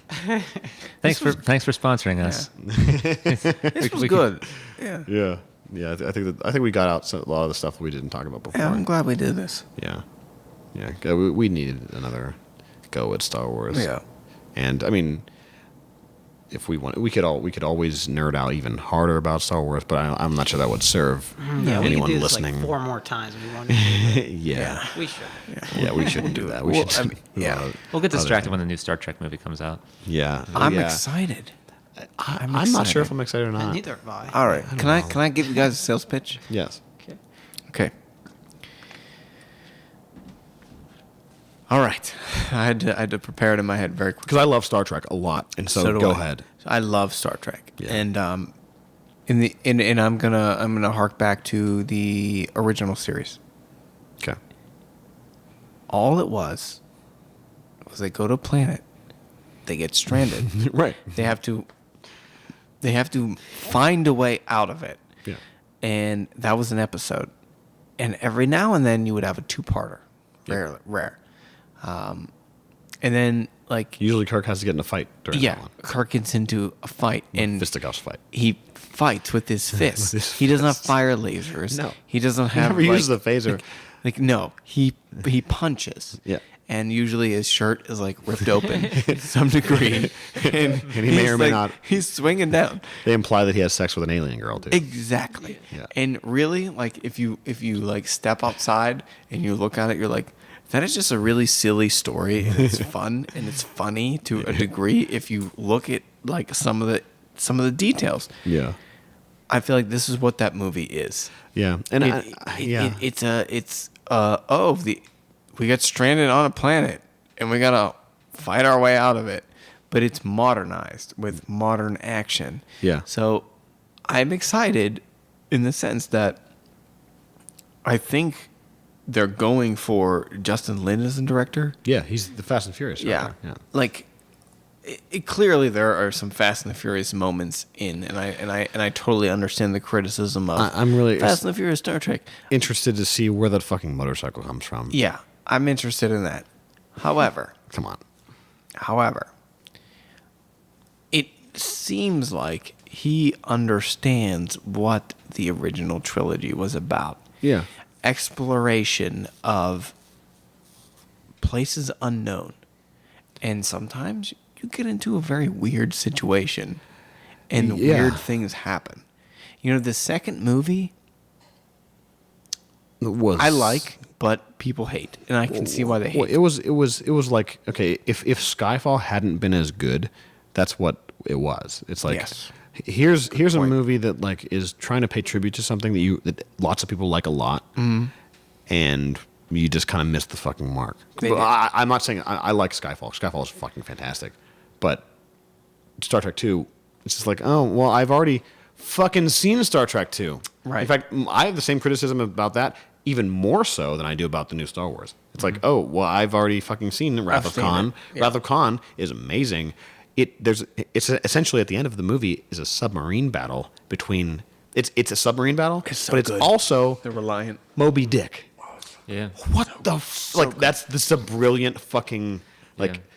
You can't beat Star Trek 2. It's the best Star Trek movie by far. It's one of the best movies. The best it's a- sci-fi right. submarine. It's amazing. At the risk of stretching this out any longer, I just since I accidentally brought it up and then we're talking about it, the thing like it angers me that they wasted it so soon on the second movie. I've said this before. I don't think I said it on the podcast though. That they one of the reasons why it was so good in Star Trek II: Wrath of Khan is because Khan was from an episode of the Yes, original series. yeah, absolutely. Awesome. So that was decades earlier. Yeah. You've had 3 seasons of this relationship between Kirk and Spock, 3 full seasons, and then that has gestated for a while for decades in the minds of the fans. Yeah. It comes back into the first movie, people are psyched again about it. Second movie, oh man, we're gonna see our second movie for this show that we've loved since we're kids, whatever. And then Spock dies, and the like by that point, like you feel the relationship that these two people have, Yeah. and it's gone. They tried so hard to speed that up. Yeah. In this where it's like you never heard about them being friends in the first movie. Right. Second movie, right at the outset, Kirk tries to get Spock to like him. He's like, "Oh, come on, we're supposed to be friends." Yeah. Yeah. Since when? Who told you? It's like, oh, older you told me that we're best friends, so I feel like we should probably give this a shot. Yeah, yeah. And where did Khan come from? He wasn't from an earlier episode. Like it was the first time around. Now he has nothing to do with him. So that antagonism is no longer as potent. Right. All of everything that made that so potent the first time around is absent this time around, and it wasn't worth doing. Totally agree with that. Yeah. Like a person. The Wrath of Khan is a personal relationship between three people. Yes. It's Kirk, it's Spock, it's Khan. It's mostly Kirk and Khan, but Spock is all. Spock is very important. Of course, it is very important towards the end. And I think Spock dies as a result of Kirk, like, because it's arguable which one of if either Kirk or Khan is Ahab, right? Yeah, like they're both. Sure. They're kind of both like hunting each other. They both act on those emotions. Right. Yeah. So they're both like from hell's heart I stab at thee. Yes. Like that's they're both trying to kill each other because they're just like I fucking hate you so goddamn much. Mm-hmm. And Spock as a result of that, Spock is the one who fucking suffers. Like Kirk's closest. The guy that doesn't feel hate. Right. Yeah, exactly. Yeah, that's even greater. Yeah, absolutely. Which, bottom line, new Star Trek movie, most recent one, whiffed, sucked. Don't do that. Don't try and do that again. Whiffed. You can't do that again. I have the same gut feeling about the Batman versus Superman movie. I have faith. All that new DC stuff, faith. I don't know. I just don't fucking know. Here's the thing, like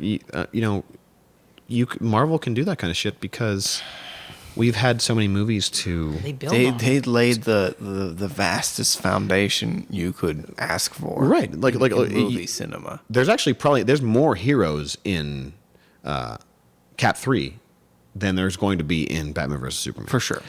But that's because you already know almost everybody. They're introducing Black Panther. That's who you're introducing. It's like, oh, here's a new character, Black Panther. Every time someone says something, you're like, Black Widow, you're always so sassy and sexy. Or like, Hawkeye, it's like, oh, I know you have a family back home and you like have some interests to protect. Or it's like, Cap, you're fucking Cap. I know you. You're Captain America. You're the best dude in the world. You're a perfect human. Yeah. Tony Stark, you're kind of a piece of shit, but like, you're awesome. You're good at being a piece of shit. If I could. There's no questions like, oh, who's this? Who's that? It's like, no, we already know these characters, and now they're fighting each other. And then it's like, okay, who's the Black Panther?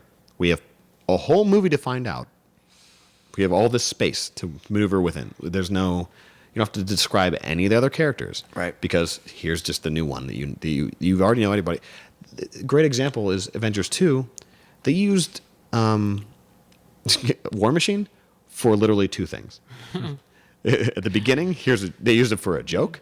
Yeah. He's like, that's a War Machine story. Like, and it was funny. It was funny. It was funny as fuck. Yeah. And then at the end, you bring War Machine in to like help clean up all the other Ultron robots. Because you've already said like, oh, you remember War Machine? He was in the beginning of this, and here's him being badass, and that's cool, and everybody knows who that is. You can't just do that with like one movie. That's because you've seen War Machine in like 3 other movies before that. Right. You've seen him in, I guess the Iron Man 1 through 3. You've seen him in all 3 of those movies. He's not in any other, right? But whatever. But that's plenty of an introduction. If you've introduced a character, it's like all you have to do is use him. You can use him like for 1 second, and people will be like, "Oh, fuck, that was War Machine. Cool. All right, I know who that is." DC doesn't have that luxury. It's like, it's like we have. Here's our new Batman that you don't know. We're building off Man of Steel. Yeah, it's like the only person you know is Superman, and I guess whoever was like Lois Lane and Perry. That's it. Yeah. Like though these 3 characters. Here's Lex Luthor. Here's Batman. Here's Superman. Here's Wonder Woman. Wonder Woman. Here's apparently Flash and Aquaman. Aquaman. Jesus. Here's fucking maybe Darkseid. Doomsday. Darkseid. Doomsday is definitely in it. Doomsday, Darkseid, maybe Bizarro. You're trying to introduce at least 5 characters, maybe 7. What the fuck? Well, is Suicide Squad coming out before that? No. Yes. No. Yes. Don't know. Can't accurately say. Next shop talk. I can. Yeah. I can. If Suicide Squad, I think it does come out. Deadpool's coming out next week. I know. I'm so excited. About that. Holy shit. Yeah. We should. clip. Can we go? Let's go see that. I agree. And then we'll talk about it. Yeah, we should go see that all The together. newest trailer made it look really good. Oh man, Yeah. did you see Is the it one, like- the extended part of that scene where he shows up and they fight the chick? No, I'm not sure. Oh man, it's fantastic. He talks about her doing a superhero landing. No, I didn't see that. Oh my god, it's amazing. He's like, it's really harder than knees. You know the superhero landing, like the Oh this thing? yeah, like the fucking Yeah. Iron Man landing. Oh yeah, the Iron Man landing. Yeah, Yeah. exactly. Yeah, he's like he literally he pushes them like Colossus and what's her name Nuke or something. no, or... it's oh man, my nerd credit is no, slipping not away. Nuke is in Jessica No, Jones. it's in Dead. Yeah, Jessica Yeah. Jones. It's is it fuck, I don't know. radioactive? She's a very God damn very like she's she's a C-list character. Yeah, well she's usually dead. Fuck, it's We refuse to look at our phones, people. yeah. We're not looking at our phones, by the way. This is in my brain somewhere. This is pure brain power. Fuck. Whatever. Anyway, he's with the two of them. And he goes, wait, she's going to do it. Everybody, just look. She's going to do it. Superhero landing. Watch. And like, because they're standing on something. Yeah. And she fucking jumps down and she does. And he's like, oh, she did it. Yeah, there it is. There it is. She fucking did it. Yeah. Boom. Yeah. Yeah. It's little. I hope that movie is filled with little moments like that. He's actually talking to the audience, by the way. Oh, when nice. which is fucking totally Deadpool. You break That's that so wall Deadpool. effectively in a movie. You Oh win. man. Oh, I think this movie's gonna win really hard. I agree. I cannot imagine coming out of that movie saying like, "Well, that was a dumb idea." Costume looks awesome. It looks great. So good, the white eyes. Oh yeah. So good. It looks so fucking good. That fucking name's gonna bother me. What are we gonna call this episode? Star God Wars damn. again revisited for the second time. Star Wars again, and also I Am Legend, and also Star Trek, and also X-Men. Star related stuff. I'm glad we did this. This was fun. I agree. Yeah. I mean, we were missing the presence of other Dan, but Yeah, we miss you, Dan. yeah. Shout out. He'll tell us. Shout out to Dan. He'll tell us on the next episode what he thought of this one. Yeah. Yeah. Well, Wrap it up. let's wrap it up. Everybody, make sure to stop down to Southside Comics. Come out and see Radical Trivia Show. If you see Midnight Rose playing anywhere, come out and see us too. And Yeah, we're gonna start booking for yeah, we're gonna start booking some maybe shows. after February. Yeah. That's what I'm thinking because I don't want to Yeah. do shows in the cold. No, we'll book just some sucks March, so bad. March and We beyond. got other things Yeah. to do that we can Get do. some shows going. Yeah, Yeah. yeah. Hey, in March, I'm gonna do a. No, February. No, March. I'm gonna do a year, like anniversary sale. Oh, sweet. Okay. If Big sale. if you do that, do a big sale, and then like maybe keep the shop open a little later. We could Fuck yeah. be there. Yeah, let's do it. Yeah, Yeah. Like maybe send some autographs Big sale. I was gonna say for all of you And listeners that are begging for then our we'll, like, autographs. hang out, and then we'll do a podcast too. Yeah, we do. Yeah, we do a podcast with like a bunch of people in there, Yeah. like a bunch of people we don't know. Yeah. Yeah, we will get drunk. There won't be any drinking in the store, of course. It's just us The drinking. livest, craziest podcast ever. Yeah, the livest. That's what it's called. The livest, craziest podcast ever. Hey, don't support the Pittsburgh Parking Authority. Fuck them so Yeah, hard. I saw that post you. I've yeah. been railing against Man, them. they I'm are the so worst. angry. Let's just park in the middle of the street and then ruin people's days. Yeah. Yeah. Oh, and also ticket people for things that they haven't done wrong. Right. I got a ticket for. I have a parking pass, and they still gave me a ticket because they were too lazy to look for it. Yeah. Yeah. Like I saw, like the ticket is literally right next to your parking pass on So your it windshield. is like the most comical thing Yeah. available. It's very funny. Yeah. I- So if you work for the Pittsburgh Parking Authority and you're listening, fuck you. I understand, like you got a job and like you're working, but Yeah, but fuck you. but also like what job you're doing and you know that everyone fucking hates you. yeah. So I don't know what to say to you, man. I'm gonna make my own poster. F the PPA. Yes. Yeah. We should make a song. Yeah. Yeah. Listen, Yeah. I am. Fuck the parking authority. Come straight out. They do not make it encouraging to keep a business in the area. Not really only don't. that, they don't encourage you to come down and spend your money at businesses. In the Exactly. area. That's that was- I think the worst thing. That was the business point I hours. was trying to make. Yeah. Like also like on that post, like you are negatively affecting the growth of an area. Yeah, Like, you're not because helping. People don't want to come down because they don't want to not find parking, and then when they do find parking, get a ticket, and then for like me, a business, like why should I literally have been ticketed 6 times. It's like you're fucking working, man. Like you can't you can't go outside every 2 hours to pay the fucking meter. No. You can't. And I know they have an app now, but they didn't have it when I started working. Right. And- Regardless, you shouldn't need to do that. Like you shouldn't have to pay to work. I am currently, I didn't even post this on the post. Currently, I have 2 tickets for $68 a piece. And here's what happened. So I parked, and I parked in the zone, the J zone, where it was a 2-hour zone. I'm gonna start calling my penis that, by the way.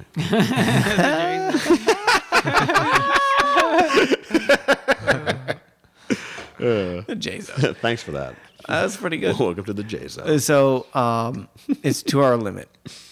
It was actually 2 days in a row where like I had Nate and Tim in the store. So I was like running errands in between and coming back. I got 2 tickets both days for being in the same parking spot. For being in the J Zone. However, I was not in the same spot both days because I was running errands. Right. So I fight it online. I online contest it. And I get an email back that says, like, your online contesting has been received. Okay, thank you. So I wait for a response. No response. No response. No response. I finally get a response in the mail after the day that I am allowed to pay the reduced amount. The letters that I received that came on 2 separate days after the 20 days that were, established by the parking authority that you have to pay your reduced fee. So I get this letter. It says like, okay, you can pay $10 for your fee. And I thought like, well, bullshit, I should pay nothing, but I'll pay the $10 just to make this go away twice. And, but the date had passed. The letter came too late. Oh yeah, I had that happen too. Yeah, where they conveniently send you the fucking important information after the time when you needed to pay the thing. Exactly. Yeah. So holy shit. after that, they send me 2 delinquent letters, and one of them is addressed to me, and one of them is addressed to my wife. I have no idea why. They can't even get that right. And it says in the delinquent letter, it says, you have until 30 days from the ticketing experience to either pay or file an appeal. And your ticketing day is December 15th. The letter is dated January 19th. So Guys, I called them. so you And I said, you guys screwed up on so many accounts. And their response is, you have to pay the $69 per ticket. And I said, no, I don't. you can go fuck yourself. I'm not paying this. You can either accept my $10, which is generous, per ticket, or you can grant me an appeal, which says I'm entitled to per your letter. So you choose. And the guy on the phone did not respond for 2 minutes. I said, silence is agreement, asshole. And I hung up. I will not pay those tickets. Good. You shouldn't. Fuck them. They can't say that we're going to notify you of this on this date, and then and you have 30 days to do it, and then date the fucking thing more than 30 days afterwards. That's insane. That's not how Insane. He told me on the phone, he's like, that's a standard letter agreement. I said, so what you're saying is most people just do this then, or most you people just pay can this send shit? something that falsifies information and you can say it doesn't matter. Like, what the fuck is what is wrong? You're just saying like I just do whatever I want. That's pretty much what they're saying. What annoys me is I don't have to have a business there. I chose it. I chose the area because I believe in the area. Yeah. Because I have known the South Side for a long time. I knew it as a horrendous place when I was in college. Right. It was just dive bars and junk and idiocy, and it has grown a lot. Yeah. But if this new like parking regime is going to be allowed to run wild, they're going to fucking ruin all chances of improving the area. Yeah, absolutely. It's not fair. Like it's not smart. Like why don't you want to work with your businesses? You know what I'm entitled to as a business owner, parking permit wise? 1 pass and 1 guest pass. That's it. the same as a resident. That's dumb. Like, what do people that work at Fatheads do? I have no idea. How do they park? They probably just have to live there. That sucks. Like Park within far walking as fuck distance, away. or park Or far as fuck away, or pay, all or just those- pay the meter all the time. all don't know how those you do all that. those businesses that are that have a like an online presence, like they're like marketing companies and things like that, and their employees come in during like the workday, Yeah. and then they leave at 5. How can they service their employees with 2 passes? I have no idea, and this was not a problem until they made everything fucking permit parking. So, yeah. like when I lived down there, it was just you just park wherever you want, Exactly. literally anywhere, unless it was a meter. You can just go like to the next street, just fucking park there, and that was fine. Like, and people went to the south side, but like now, I fucking got a ticket the other day. I was working at fucking Permanis, and I got a ticket because I didn't even realize that was now a permit zone. I'd been down, and I'm pretty sure I wasn't even there for 2 How hours. much was the ticket? $45?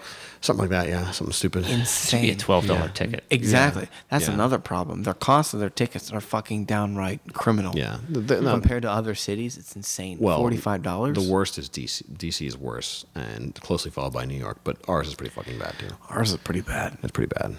Okay, so let's. Yeah, let's be done. That's, all right. Sorry So for anyway, that. fuck Sorry you, for that parking rant. authority. That's the end of this. Yeah. Star Wars. Maybe Love that's it. maybe that's a special all by itself. Give me some Grand Admiral Thrawn. Good night. Good night. Thanks for listening.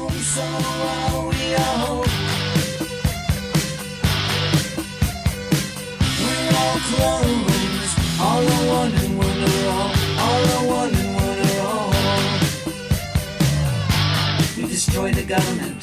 Evasion or Evasion. Evasion, yeah. EVA. So that character is supposed to be a doctor? Whoa, yeah. Yeah, his. I never thought of that. Wow. In like 20 plus years of knowing that character's name, I never thought of that. That's great. Well, part of his death sentence. He has a degree.